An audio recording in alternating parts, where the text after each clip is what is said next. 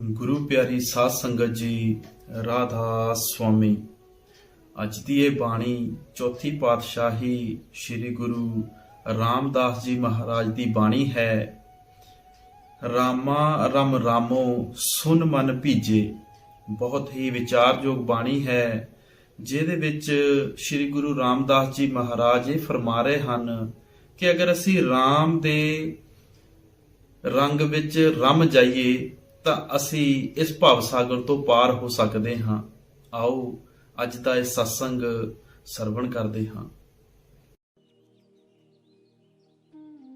ਰਾਮਾ ਰਮ ਰਾਮੋ ਸੁਨ ਮਨ ਭੀਜੈ। ਅੱਜ ਦਾ ਇਹ ਸ਼ਬਦ ਚੌਥੀ ਪਾਤਸ਼ਾਹੀ ਸ੍ਰੀ ਗੁਰੂ ਰਾਮਦਾਸ ਜੀ ਮਹਾਰਾਜ ਦੀ ਬਾਣੀ ਦਾ ਸ਼ਬਦ ਹੈ। ਆਪ ਇਸ ਸ਼ਬਦ ਔਰ ਨਾਮ ਦੇ ਮੁਤਲਕ ਬੜੀ ਖੋਲ ਕੇ ਸਮਝਾਉਂਦੇ ਹਨ। ਆਪ ਫਰਮਾਉਂਦੇ ਹਨ ਕਿ ਹਰ ਇੱਕ ਜੀਵ ਨੂੰ ਪਰਮਾਤਮਾ ਦੀ ਖੋਜ ਹੈ।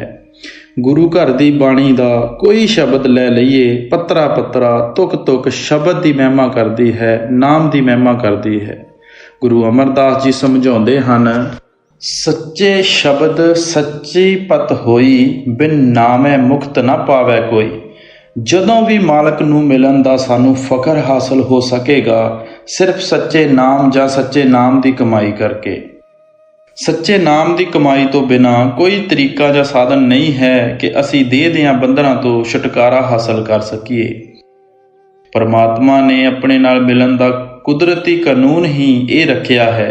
ਆਪ ਕਹਿੰਦੇ ਹਨ, ਸੰਤੋ ਗੁਰਮੁਖ ਪੂਰਾ ਪਾਈ, ਨਾਮੋ ਪੂਜ ਕਰਾਈ। ਕੋਈ ਮਾਲਕ ਦਾ ਭਗਤ ਪਿਆਰਾ ਗੁਰਮੁਖ ਮਿਲ ਜਾਵੇ, ਉਹ ਨਾਮ ਦੀ ਕਮਾਈ ਕਰਨ ਦਾ ਤਰੀਕਾ ਔਰ ਸਾਧਨ ਸਮਝਾ ਦੇਵੇ, ਫਿਰ ਹੀ ਅਸੀਂ ਮਾਲਕ ਦੀ ਭਗਤੀ ਜਾਂ ਪੂਜਾ ਕਰ ਸਕਦੇ ਹਾਂ। ਗੁਰੂ ਨਾਨਕ ਸਾਹਿਬ ਵੀ ਸਮਝਾਉਂਦੇ ਹਨ, ਬਿਨ ਨਾਮੈ ਕੋ ਸੰਗ ਨਾ ਸਾਥੀ, ਮੁਕਤੇ ਨਾਮ ਧਿਆਵਣਿਆ। ਅਸੀਂ ਨਾਮ ਦੀ ਕਮਾਈ ਤੋਂ ਬਗੈਰ ਦੁਨੀਆ ਅੰਦਰ ਜੋ ਮਰਜ਼ੀ ਇਕੱਠਾ ਕਰ ਲਈਏ, ਕਿਸੇ ਚੀਜ਼ ਨੇ ਸਾਡੇ ਨਾਲ ਨਹੀਂ ਜਾਣਾ। ਜਦੋਂ ਵੀ ਮੁਕਤੀ ਹਾਸਲ ਕਰ ਸਕਾਂਗੇ, ਮਰਨ ਜੰਮਣ ਦਿਆਂ ਦੁੱਖਾਂ ਤੋਂ ਬਚ ਸਕਾਂਗੇ, ਕੇਵਲ ਸ਼ਬਦ ਦੀ ਕਮਾਈ ਕਰਕੇ, ਨਾਮ ਦੀ ਕਮਾਈ ਕਰਕੇ। ਗੁਰੂ ਅਮਰਦਾਸ ਜੀ ਇੱਥੋਂ ਤੱਕ ਨਾਮ ਦੀ ਮਹਿਮਾ ਕਰਦੇ ਹਨ। ਆਪ ਫਰਮਾਉਂਦੇ ਹਨ, ਬਿਨ ਨਾਮੈ ਸਭ ਨੀਚ ਜਾਤ ਹੈ, ਬਿਸਟਾ ਕਾ ਕੀੜਾ ਹੋਏ। ਜਿਹੜੇ ਨਾਮ ਦੀ ਕਮਾਈ ਨਹੀਂ ਕਰਦੇ, ਉਹਨਾਂ ਤੋਂ ਜ਼ਿਆਦਾ ਦੁਨੀਆ ਅੰਦਰ ਹੋਰ ਕੌਣ ਨੀਚੀ ਜਾਤ ਵਾਲਾ ਹੋਵੇਗਾ, ਜਿਨ੍ਹਾਂ ਨੇ ਮੌਤ ਤੋਂ ਬਾਅਦ ਜਾ ਕੇ ਵਿਸ਼ਟਾਂ ਜਾਂ ਗੰਦਗੀ ਦੇ ਕੀੜੇ ਬਣਨਾ ਹੈ। ਇਸ ਤੋਂ ਉਲਟ ਨਾਮ ਵਾਲਿਆਂ ਦੀ ਉਪਮਾ ਕਰਦੇ ਹਨ। ਗੁਰੂ ਅਰਜਨ ਦੇਵ ਜੀ ਕਹਿੰਦੇ ਹਨ, ਜਿਸ ਨਾਮ ਹਿਰਦੇ ਸੋ ਸਭ ਤੇ ਉੱਚਾ। ਜਿਨ੍ਹਾਂ ਦੇ ਅੰਦਰ ਉਹ ਨਾਮ ਵਸ ਜਾਂਦਾ ਹੈ, ਉਹ ਉੱਚੇ ਤੋਂ ਉੱਚੇ ਹਨ, ਸੁੱਚੇ ਤੋਂ ਸੁੱਚੇ ਹਨ, ਕਿਉਂਕਿ ਉਹ ਵਾਪਸ ਜਾ ਕੇ ਸੱਚੇ ਪਰਮਾਤਮਾ ਦੇ ਵਿੱਚ ਸਮਾ ਜਾਂਦੇ ਹਨ। ਗੁਰੂ ਅਮਰਦਾਸ ਜੀ ਇੱਥੋਂ ਤੱਕ ਲਿਖਦੇ ਹਨ, ਬਿਨ ਨਾਮੈ ਹੋਰ ਪੂਜ ਨਾ ਹੋਵੇ, ਭਰਮੇ ਭੂਲੀ ਲੁਕਾਈ। ਨਾਮ ਦੀ ਕਮਾਈ ਤੋਂ ਬਗੈਰ ਕੋਈ ਮਾਲਕ ਦੀ ਭਗਤੀ ਨਹੀਂ ਹੈ, ਪੂਜਾ ਹੀ ਨਹੀਂ ਹੈ। ਐਵੇਂ ਦੁਨੀਆ ਦੇ ਜੀਵ ਵਹਿਮਾਂ ਵਿੱਚ ਫਸ ਕੇ ਕੋਈ ਕਿਸੇ ਤਰਫ ਦੌੜਦਾ ਹੈ, ਕੋਈ ਕਿਸੇ ਤਰਫ ਦੌੜਦਾ ਹੈ। ਗੁਰੂ ਨਾਨਕ ਸਾਹਿਬ ਫਰਮਾਉਂਦੇ ਹਨ, ਨਾਮ ਵਿਸਾਰੈ ਚਲ ਅਨਮਾਰਗ, ਅੰਤ ਕਾਲ ਪਛਤਾਈ। ਨਾਮ ਦੀ ਕਮਾਈ ਕਰਨ ਦਾ ਤਰੀਕਾ ਜਾਂ ਰਸਤਾ ਛੱਡ ਕੇ ਜਿਹੜੇ ਵੀ ਰਸਤੇ ਤੇ ਚੱਲਾਂਗੇ, ਅਖੀਰ ਮੌਤ ਦੇ ਵੇਲੇ ਪਛਤਾਉਣਾ ਪਵੇਗਾ। ਗੁਰੂ ਅਮਰਦਾਸ ਜੀ ਸਮਝਾਉਂਦੇ ਹਨ, ਵਿਣ ਨਾਮੈ ਦਰ ਢੋਈ ਨਾਹੀ, ਤਾਂ ਜਮ ਕਰੇ ਖੁਆਰੀ। ਨਾਮ ਦੀ ਕਮਾਈ ਤੋਂ ਬਗੈਰ ਕਿਸੇ ਨੂੰ ਹੱਕ ਨਹੀਂ ਹੈ ਕਿ ਉਹ ਮਾਲਕ ਦੀ ਦਰਗਾਹ ਵਿੱਚ ਪਹੁੰਚ ਸਕੇ। ਜਮਦੂਤਾਂ ਦੇ ਹੱਥੋਂ ਖਰਾਬ ਹੋਣਾ ਪੈਂਦਾ ਹੈ। ਇਸ ਕਰਕੇ ਗੁਰੂ ਘਰ ਨੇ ਬਾਣੀ ਦੁਆਰਾ ਕੇਵਲ ਸ਼ਬਦ ਦਾ ਪ੍ਰਚਾਰ ਕੀਤਾ ਹੈ, ਨਾਮ ਦਾ ਪ੍ਰਚਾਰ ਕੀਤਾ ਹੈ। ਉਹ ਪ੍ਰਭੂ ਜਿਸ ਨੇ ਸਾਰੇ ਜਗ ਨੂੰ ਜੀਵਨ ਦਿੱਤਾ ਹੈ, ਜਿਹੜਾ ਸਾਰਿਆਂ ਦਾ ਦਾਤਾ ਹੈ, ਸਾਰਿਆਂ ਦਾ ਬਾਦਸ਼ਾਹ ਹੈ, ਉਹ ਸਭ ਦੀ ਸੰਭਾਲ ਕਰਦਾ ਹੈ, ਪਰਵਰਿਸ਼ ਕਰਦਾ ਹੈ। ਉਹ ਪਰਮਾਤਮਾ ਸਰੀਰ ਦੇ ਅੰਦਰ ਬੈਠਾ ਹੋਇਆ ਹੈ। ਮਨ ਵਿੱਚ ਖਿਆਲ ਆਉਂਦਾ ਹੈ ਕਿ ਅਗਰ ਪਰਮਾਤਮਾ ਸਾਡੇ ਸਰੀਰ ਜਾਂ ਦੇਹ ਦੇ ਅੰਦਰ ਹੈ ਤਾਂ ਸਾਨੂੰ ਨਜ਼ਰ ਕਿਉਂ ਨਹੀਂ ਆਉਂਦਾ। ਅਸੀਂ ਅੱਖਾਂ ਬੰਦ ਕਰਦੇ ਹਾਂ, ਸਾਨੂੰ ਆਪਣੇ ਅੰਦਰ ਅੰਧੇਰਾ ਹੀ ਅੰਧੇਰਾ ਨਜ਼ਰ ਕਿਉਂ ਆਉਂਦਾ ਹੈ। ਗੁਰੂ ਅਰਜਨ ਦੇਵ ਦੀ ਬਾਣੀ ਵਿੱਚ ਆਉਂਦਾ ਹੈ, ਏਕਾ ਸੰਗਤ ਏਕਤ ਗ੍ਰਹਿ ਬਸਤੇ, ਮਿਲ ਬਾਤ ਨਾ ਕਰਤੇ ਭਾਈ। ਦੋਨੋਂ ਇਕੱਠੇ ਰਹਿੰਦੇ ਹਨ, ਦੋਹਾਂ ਦਾ ਇੱਕੋ ਘਰ ਵਿੱਚ ਨਿਵਾਸ ਹੈ, ਲੇਕਿਨ ਆਪਸ ਵਿੱਚ ਮਿਲਾਪ ਨਹੀਂ ਹੈ। ਆਤਮਾ ਵੀ ਇਸੇ ਸਰੀਰ ਅੰਦਰ ਹੈ, ਪਰਮਾਤਮਾ ਵੀ ਇਸੇ ਸਰੀਰ ਅੰਦਰ ਹੈ। ਨਾ ਕਦੇ ਆਤਮਾ ਨੇ ਪਰਮਾਤਮਾ ਦੇ ਦਰਸ਼ਨ ਕੀਤੇ, ਨਾ ਸਾਡੀ ਆਤਮਾ ਕਦੇ ਸੁਹਾਗਣ ਹੋਈ। ਆਪ ਇਸ ਦਾ ਕਾਰਨ ਬਿਆਨ ਕਰਦੇ ਹਨ, ਅੰਤਰ ਅਲਖ ਨਾ ਜਾਈ ਲਖਿਆ, ਵਿੱਚ ਪੜਦਾ ਹਉਮੈ ਪਾਈ। ਮਾਲਕ ਜ਼ਰੂਰ ਸਾਡੇ ਸਰੀਰ ਅੰਦਰ ਹੈ, ਲੇਕਿਨ ਸਾਡੇ ਔਰ ਮਾਲਕ ਦਰਮਿਆਨ ਹਉਮੈ ਦੀ, ਖੁਦੀ ਦੀ, ਸੈਲਫ ਔਰ ਈਗੋ ਦੀ ਬੜੀ ਜ਼ਬਰਦਸਤ ਰੁਕਾਵਟ ਹੈ, ਜਿਸ ਕਾਰਨ ਅਸੀਂ ਆਪਣੇ ਅੰਦਰੋਂ ਉਸ ਪਰਮਾਤਮਾ ਨੂੰ ਪਾ ਨਹੀਂ ਸਕਦੇ। ਗੁਰੂ ਨਾਨਕ ਸਾਹਿਬ ਨੇ ਕਿਹਾ ਸੀ, ਜੀਵਨ ਮੁਕਤ ਸੋ ਆਖੀਐ, ਜਿਸ ਵਿੱਚੋਂ ਹਉਮੈ ਜਾਏ। ਮੌਤ ਤੋਂ ਬਾਅਦ ਕੀ ਤੁਸੀਂ ਜੀਂਦੇ ਜੀ ਮੁਕਤੀ ਹਾਸਲ ਕਰ ਸਕਦੇ ਹੋ, ਅਗਰ ਤੁਹਾਡੇ ਅੰਦਰ ਹਉਮੈ ਨਿਕਲ ਜਾਵੇ, ਇਸ ਮਾਇਆ ਦਾ ਮੋਹ ਔਰ ਪਿਆਰ ਨਿਕਲ ਜਾਵੇ। ਹਉਮੈ ਕੀ ਹੈ? ਜਿਹੜਾ ਅਸੀਂ ਸਾਰਾ ਦਿਨ ਸੋਚਦੇ ਹਾਂ, ਇਹ ਮੇਰੀ ਕੌਮ, ਇਹ ਮੇਰਾ ਮਜ਼ਹਬ, ਇਹ ਮੇਰਾ ਮੁਲਕ, ਇਹ ਮੇਰੀ ਔਲਾਦ, ਇਹ ਮੇਰੀ ਜਾਇਦਾਦ ਹੈ, ਜਿਨ੍ਹਾਂ ਨੂੰ ਸਾਰਾ ਦਿਨ ਆਪਾਂ ਮੇਰਾ ਮੇਰਾ ਕਰਦੇ ਹਾਂ। ਅਸਲ ਵਿੱਚ ਇਹ ਸਭ ਕੁਝ ਹੀ ਉਸ ਪਰਮਾਤਮਾ ਦਾ ਹੈ। ਅਸੀਂ ਆਪਣੇ ਆਪ ਨੂੰ ਉਸ ਮਾਲਕ ਤੋਂ ਅਲੱਗ ਸਮਝੀ ਬੈਠੇ ਹਾਂ ਔਰ ਇਸ ਰਚਨਾ ਨੂੰ ਆਪਣਾ ਬਣਾਈ ਬੈਠੇ ਹਾਂ। ਇਹ ਰਚਨਾ ਨਾ ਅੱਜ ਤੀਕਰ ਕਿਸੇ ਦੀ ਬਣੀ ਹੈ, ਨਾ ਹੀ ਬਣ ਸਕਦੀ ਹੈ, ਲੇਕਿਨ ਜਿਹੜੇ ਇਹਨੂੰ ਆਪਣੀ ਬਣਾਉਣ ਦੀ ਕੋਸ਼ਿਸ਼ ਕਰਨ ਵਿੱਚ ਲੱਗੇ ਹੋਏ ਹਾਂ, ਇਹ ਸਾਨੂੰ ਇਹਦੇ ਮੋਹ ਔਰ ਪਿਆਰ ਵਿੱਚ ਫਸਾ ਦਿੰਦੀ ਹੈ। ਇਹ ਮੋਹ ਔਰ ਪਿਆਰ ਹੀ ਹਰ ਇੱਕ ਨੂੰ ਦੇਹ ਦੀਆਂ ਬੰਧਨਾਂ ਵਿੱਚ ਖਿੱਚ ਕੇ ਲੈ ਆਉਂਦਾ ਹੈ। ਗੁਰੂ ਅਰਜਨ ਸਾਹਿਬ ਕਹਿੰਦੇ ਹਨ, ਮਾਇਆ ਮੋਹ ਸਭੋ ਜਗ ਸੋਇਆ, ਇਹ ਭਰਮ ਕਹੋ ਕਿਉਂ ਜਾਈ। ਅਸੀਂ ਦੁਨੀਆ ਦੇ ਜੀ ਮਾਇਆ ਦੇ ਜਾਲ ਵਿੱਚ ਫਸ ਕੇ ਮੋਹ ਦੀ ਮਿੱਠੀ ਨੀਂਦ ਸੁੱਤੇ ਹੋਏ ਹਾਂ। ਇਹ ਜੋ ਵੀ ਰਚਨਾ ਵਿੱਚ ਨਜ਼ਰ ਆਉਂਦੀ ਹੈ, ਮਾਇਆ ਦਾ ਜਾਲ ਹੈ। ਇਸ ਰਚਨਾ ਨੇ ਨਾਸ਼ ਹੋ ਜਾਣਾ ਹੈ, ਫਨਾ ਹੋ ਜਾਣਾ ਹੈ। ਅਸੀਂ ਇਸ ਭਰਮ ਵਿੱਚ ਉਲਝੇ ਬੈਠੇ ਹਾਂ ਕਿ ਅਸਲ ਹੈ, ਅਸੀਂ ਇਹਨੂੰ ਆਪਣਾ ਬਣਾਉਣ ਵਿੱਚ ਲੱਗੇ ਹੋਏ ਹਾਂ। ਜਿਤਨਾ ਚਿਰ ਇਸ ਮਾਇਆ ਦੇ ਮੋਹ ਵਿੱਚੋਂ ਸਾਡਾ ਖਿਆਲ ਨਹੀਂ ਨਿਕਲਦਾ, ਬੇਸ਼ੱਕ ਉਹ ਪਰਮਾਤਮਾ ਸਾਡੇ ਅੰਦਰ ਹੈ, ਅਸੀਂ ਕਦੀ ਵੀ ਵਾਪਸ ਜਾ ਕੇ ਮਾਲਕ ਨੂੰ ਨਹੀਂ ਮਿਲ ਸਕਦੇ। ਕੌਣ ਹੈ ਜਿਹੜਾ ਰਚਨਾ ਦੇ ਮੋਹ ਔਰ ਪਿਆਰ ਵਿੱਚ ਫਸਿਆ ਹੋਇਆ ਹੈ? ਸਾਡਾ ਮਨ ਫਸਿਆ ਹੋਇਆ ਹੈ। ਸਾਡੀ ਆਤਮਾ ਪਰਮਾਤਮਾ ਦੀ ਅੰਸ਼ ਹੈ। ਉਹ ਸਤਨਾਮ ਸਮੁੰਦਰ ਦਾ ਕਤਰਾ ਹੈ। ਇਹ ਮਾਇਆ ਦੇ ਜਾਲ ਵਿੱਚ ਫਸ ਕੇ ਮਨ ਦੇ ਅਧੀਨ ਹੋ ਚੁੱਕੀ ਹੈ। ਮਨ ਅੱਗੇ ਇੰਦਰੀਆਂ ਦੇ ਭੋਗਾਂ, ਵਿਸ਼ਿਆਂ, ਵਿਕਾਰਾਂ, ਸ਼ਵਾਬਾਂ, ਕਬਾਬਾਂ, ਦੁਨੀਆ ਦੇ ਧੰਦਿਆਂ ਦਾ ਆਸ਼ਕ ਹੈ। ਆਪਾਂ ਮਨ ਦੇ ਤਾਬੇ ਹੋ ਕੇ ਜੋ ਕਰਮ ਬੈਠਦੇ ਹਾਂ, ਉਹਨਾਂ ਦਾ ਨਤੀਜਾ ਸਾਡੀ ਆਤਮਾ ਨੂੰ ਵੀ ਭੁਗਤਣਾ ਪੈਂਦਾ ਹੈ। ਜਿਤਨਾ ਚਿਰ ਆਤਮਾ ਮਨ ਦਾ ਸਾਥ ਨਹੀਂ ਛੱਡਦੀ, ਨਾ ਕਦੇ ਇਹਨੂੰ ਆਪਣੇ ਆਪ ਦਾ ਪਤਾ ਲੱਗ ਸਕਦਾ ਹੈ, ਨਾ ਇਹਨੂੰ ਕਦੇ ਆਪਣੇ ਅਸਲ ਦਾ ਪਤਾ ਲੱਗ ਸਕਦਾ ਹੈ। ਤੁਸੀਂ ਵਿਚਾਰ ਕਰਕੇ ਦੇਖੋ, ਇਹ ਆਪਣਾ ਮਨ ਹੀ ਤਾਂ ਹੈ ਜਿਸ ਦੇ ਅਧੀਨ ਹੋ ਕੇ ਅੱਜ ਭਰਾ ਦਾ ਦੁਸ਼ਮਣ ਹੈ, ਮੁਲਕ ਦਾ ਦੁਸ਼ਮਣ ਹੈ। ਰੋਜ਼ ਅਖਬਾਰਾਂ ਪੜ੍ਹਦੇ ਹਾਂ, ਖਬਰਾਂ ਸੁਣਦੇ ਹਾਂ, ਕਿਸ ਤਰ੍ਹਾਂ ਲੋਕ ਇੱਕ ਦੂਸਰੇ ਦੇ ਗਲੇ ਕੱਟਣ ਵਿੱਚ ਲੱਗੇ ਹੋਏ ਹਨ। ਇਹ ਜੋ ਵੀ ਸਾਨੂੰ ਦਿਨ ਰਾਤ ਉਂਗਲੀਆਂ ਤੇ ਨਚਾਉਣ ਲੱਗਾ ਹੋਇਆ ਹੈ, ਸਾਡਾ ਮਨ ਨਚਾਉਣ ਲੱਗਾ ਹੋਇਆ ਹੈ। ਇਸ ਵਾਸਤੇ ਗੁਰੂ ਨਾਨਕ ਸਾਹਿਬ ਨੇ ਕਿਹਾ ਸੀ, ਮਨ ਜੀਤੇ ਜਗ ਜੀਤ।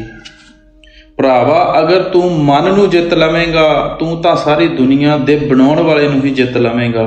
ਇਸ ਵਾਸਤੇ ਜਿਤਨਾ ਚਿਰ ਅਸੀਂ ਮਨ ਅਤੇ ਮਾਇਆ ਦੇ ਦਾਇਰੇ ਵਿੱਚੋਂ ਪਾਰ ਨਹੀਂ ਜਾਵਾਂਗੇ, ਸਾਡੀ ਆਤਮਾ ਨਿਰਮਲ ਜਾਂ ਪਵਿੱਤਰ ਕਿਸ ਤਰ੍ਹਾਂ ਹੋ ਸਕਦੀ ਹੈ? ਮਾਲਕ ਦੇ ਮਿਲਣ ਦੇ ਕਾਬਲ ਕਿਸ ਤਰ੍ਹਾਂ ਹੋ ਸਕਦੀ ਹੈ? ਇਸੇ ਵਾਸਤੇ ਗੁਰੂ ਅਮਰਦਾਸ ਜੀ ਨੇ ਕਿਹਾ ਸੀ, ਸੋ ਜਨ ਨਿਰਮਲ ਜਿਨ ਆਪ ਪਛਾਤਾ। ਉਹ ਸ਼ਖਸ ਨਿਰਮਲ ਹਨ, ਪਵਿੱਤਰ ਹਨ, ਜਿਹੜੇ ਆਪਣੇ ਆਪ ਨੂੰ ਪਹਿਚਾਨਣ ਦੇ ਕਾਬਲ ਬਣ ਜਾਂਦੇ ਹਨ। ਆਪ ਕਹਿੰਦੇ ਹਨ, ਆਪਣਾ ਆਪ ਨਾ ਪਛਾਣੈ ਸੰਤੋ, ਕੂੜ ਕਰੇ ਵਡਿਆਈ।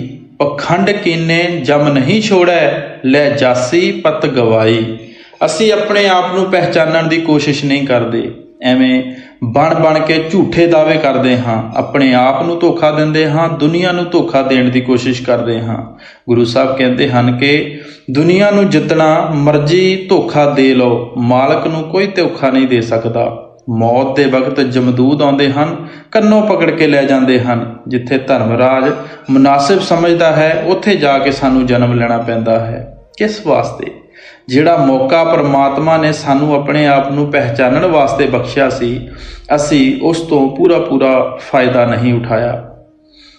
ਸਾਡੀ ਆਤਮਾ ਤਾਂ ਪਵਿੱਤਰ ਹੈ, ਨਿਰਮਲ ਹੈ, ਲੇਕਿਨ ਮਨ ਦਾ ਸਾਥ ਲੈਣ ਕਰਕੇ ਅਤੀ ਮੈਲੀ ਔਰ ਗੰਦੀ ਹੋ ਚੁੱਕੀ ਹੈ। ਤੁਸੀਂ ਦੇਖੋ, ਇੱਕ ਬਿਜਲੀ ਦੇ ਬਲਬ ਦੀ ਕਿਤਨੀ ਰੋਸ਼ਨੀ ਹੁੰਦੀ ਹੈ, ਲੇਕਿਨ ਅਗਰ 15-20 ਕੱਪੜੇ ਉਹਦੇ ਇਰਦ ਗਿਰਦ ਲਪੇਟ ਦਈਏ, ਜਿੱਥੇ ਲੈ ਜਾਓ ਅੰਧੇਰਾ ਹੀ ਅੰਧੇਰਾ ਨਜ਼ਰ ਆਉਂਦਾ ਹੈ। ਇਹ ਕੱਪੜੇ ਲਿਪਟਣ ਨਾਲ ਬਲਬ ਦੀ ਰੋਸ਼ਨੀ ਕਦੇ ਕੰਮ ਨਹੀਂ ਹੁੰਦੀ, ਲੇਕਿਨ ਉਸ ਰੋਸ਼ਨੀ ਨੂੰ ਆਪਾਂ ਦੇਖ ਨਹੀਂ ਸਕਦੇ, ਉਸ ਤੋਂ ਆਪਾਂ ਫਾਇਦਾ ਨਹੀਂ ਉਠਾ ਸਕਦੇ।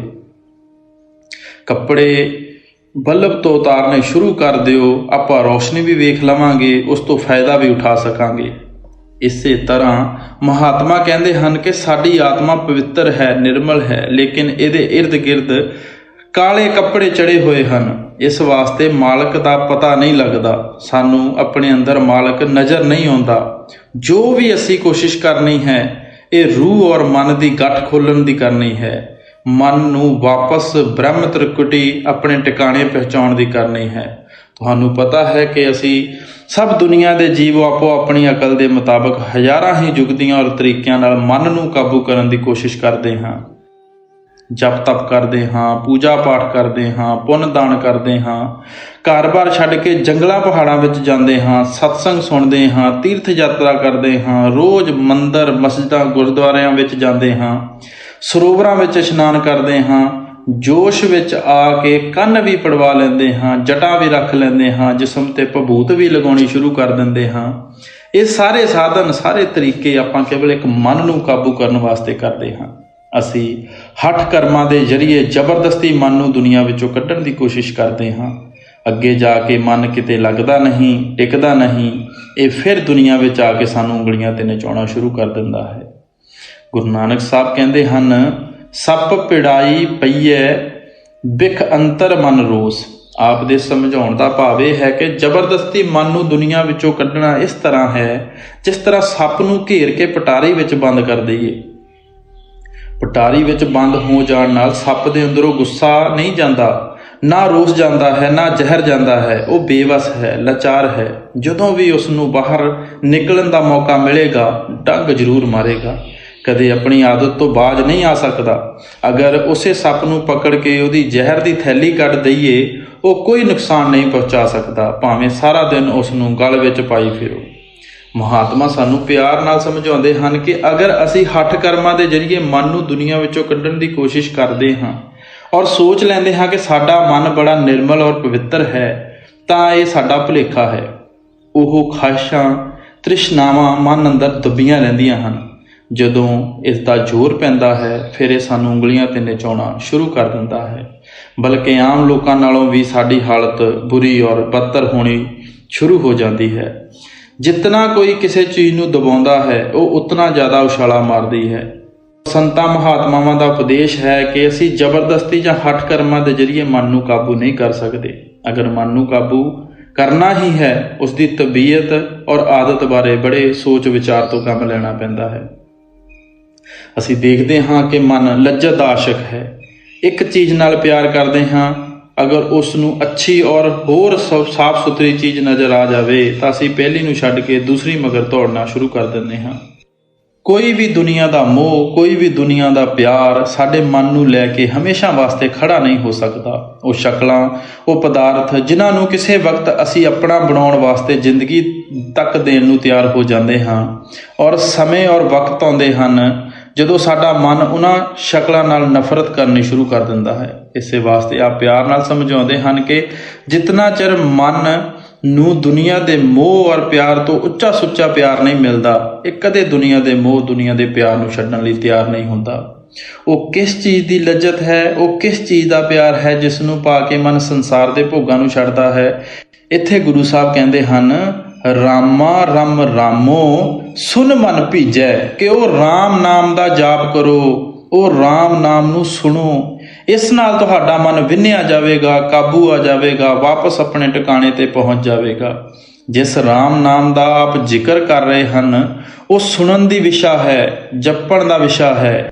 ਰਾਮ ਨਾਮ ਤੋਂ ਗੁਰੂ ਸਾਹਿਬ ਦਾ ਮਤਲਬ ਕੋਈ ਲਫ਼ਜ਼ ਨਹੀਂ ਹੈ, ਉਹ ਤਾਕਤ ਹੈ ਜਿਸ ਨੇ ਦੁਨੀਆ ਦੀ ਰਚਨਾ ਪੈਦਾ ਕੀਤੀ ਹੈ, ਜਿਸ ਦੇ ਆਧਾਰ ਤੇ ਸਾਰੇ ਖੰਡ ਬ੍ਰਹਿਮੰਡ ਖੜੇ ਹਨ, ਜਿਹੜੀ ਹਰ ਇੱਕ ਦੇ ਅੰਦਰ ਰਮੀ ਹੋਈ ਹੈ। ਗੁਰੂ ਨਾਨਕ ਸਾਹਿਬ ਸਮਝਾਉਂਦੇ ਹਨ, ਰਾਮ ਨਾਮ ਮਨ ਬੇਦਿਆ ਅਵਰ ਕੈ ਕਰੀ ਵਿਚਾਰ, ਸ਼ਬਦ ਸੁਰਤ ਸੁਖ ਉਪਜੇ ਪ੍ਰਭ ਰਾਤੋ ਸੁਖ ਸਾਰ।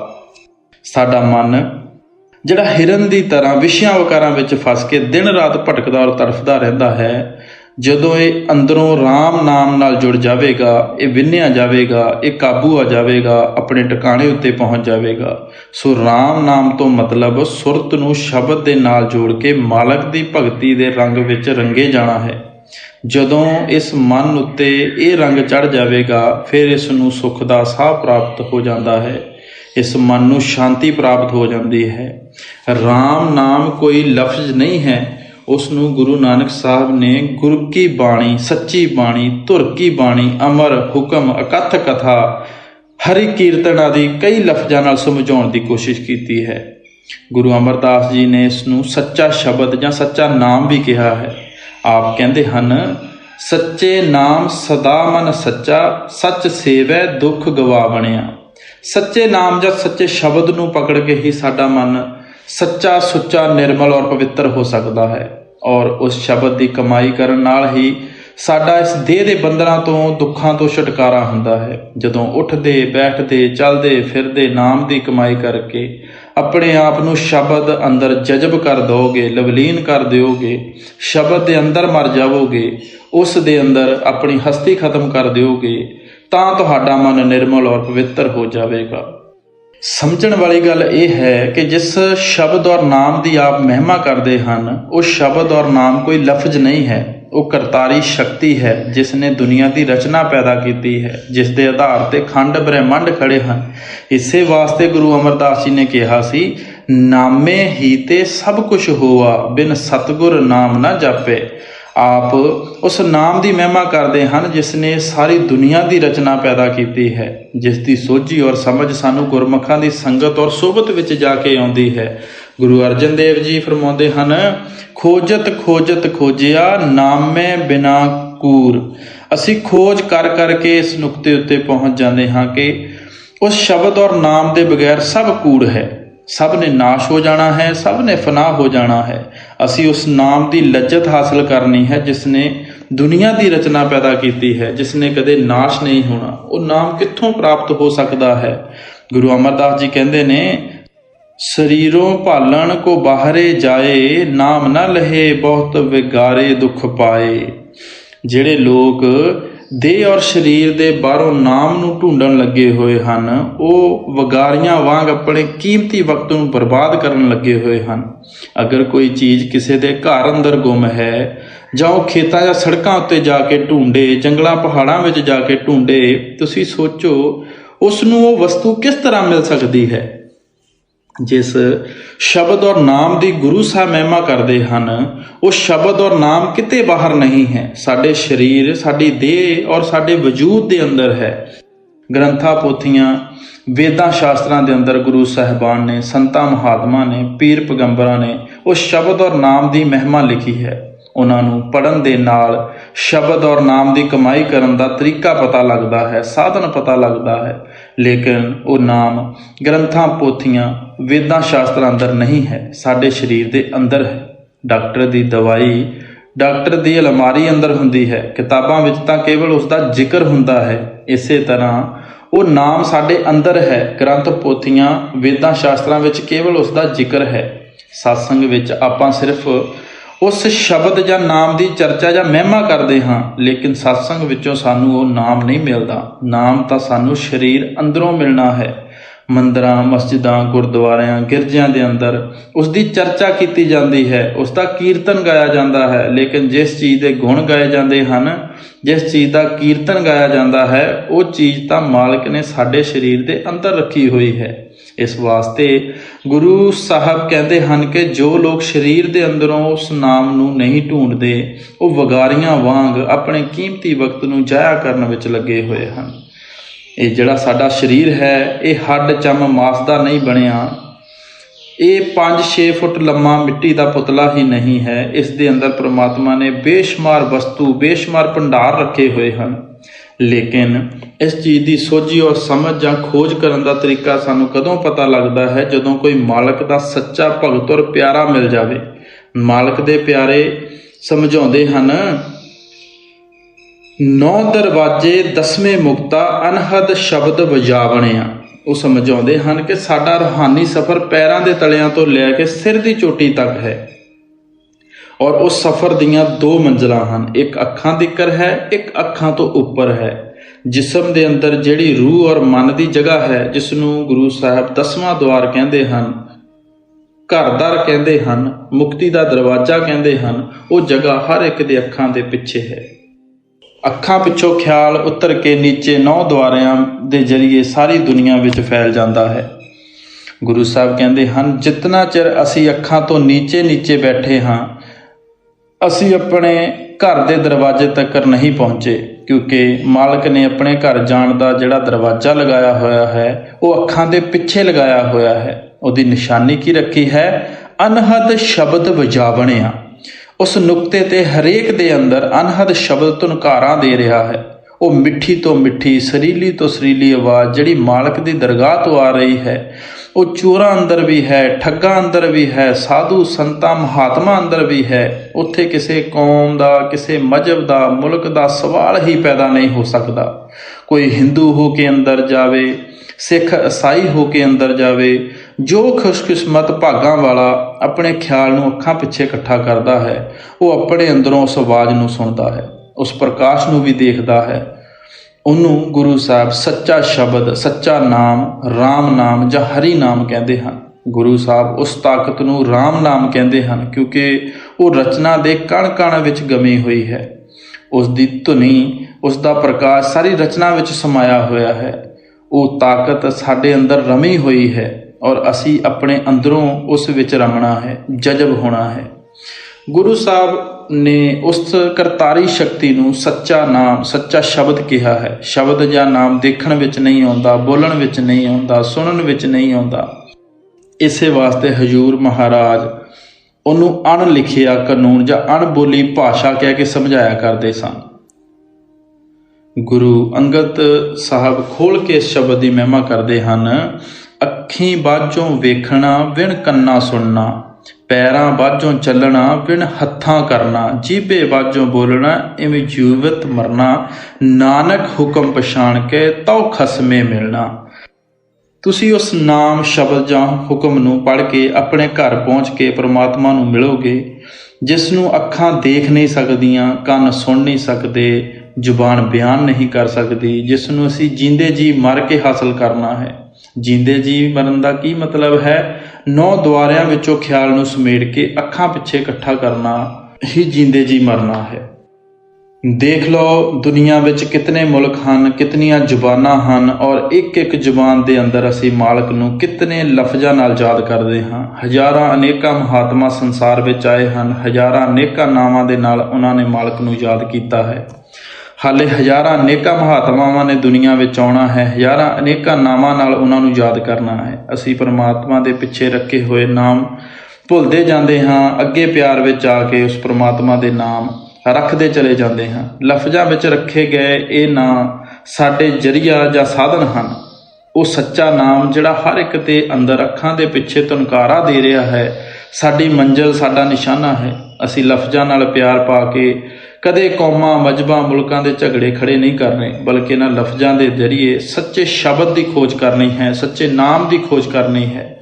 ਜਿਨ੍ਹਾਂ ਨੇ ਦੁਨੀਆ ਦੀ ਰਚਨਾ ਪੈਦਾ ਕੀਤੀ ਹੈ, ਜਿਨ੍ਹਾਂ ਦੇ ਆਧਾਰ 'ਤੇ ਖੰਡ ਬ੍ਰਹਿਮੰਡ ਖੜੇ ਹਨ, ਜਿਸ ਨਾਮ ਨੂੰ ਜੀਂਦੇ ਜੀ ਮਰ ਕੇ ਹਾਸਲ ਕਰ ਸਕਦੇ ਹਾਂ, ਔਰ ਜਿਸ ਦੇ ਨਾਲ ਜਿਸ ਵਕਤ ਸੁਰਤ ਜੁੜ ਜਾਂਦੀ ਹੈ, ਨਿਰਮਲ ਹੋ ਜਾਂਦੀ ਹੈ, ਪ੍ਰਮਾਤਮਾ ਦੇ ਮਿਲਣ ਦੇ ਕਾਬਲ ਹੋ ਜਾਂਦੀ ਹੈ।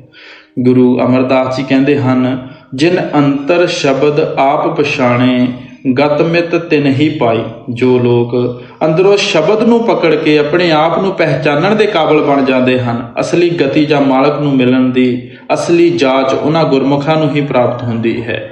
ਫਿਰ ਆਪ ਸਮਝਾਉਂਦੇ ਹਨ, ਸ਼ਬਦੇ ਸਾਧ ਜਾਣੇ ਤਾਂ ਆਪ ਪਛਾਣੇ।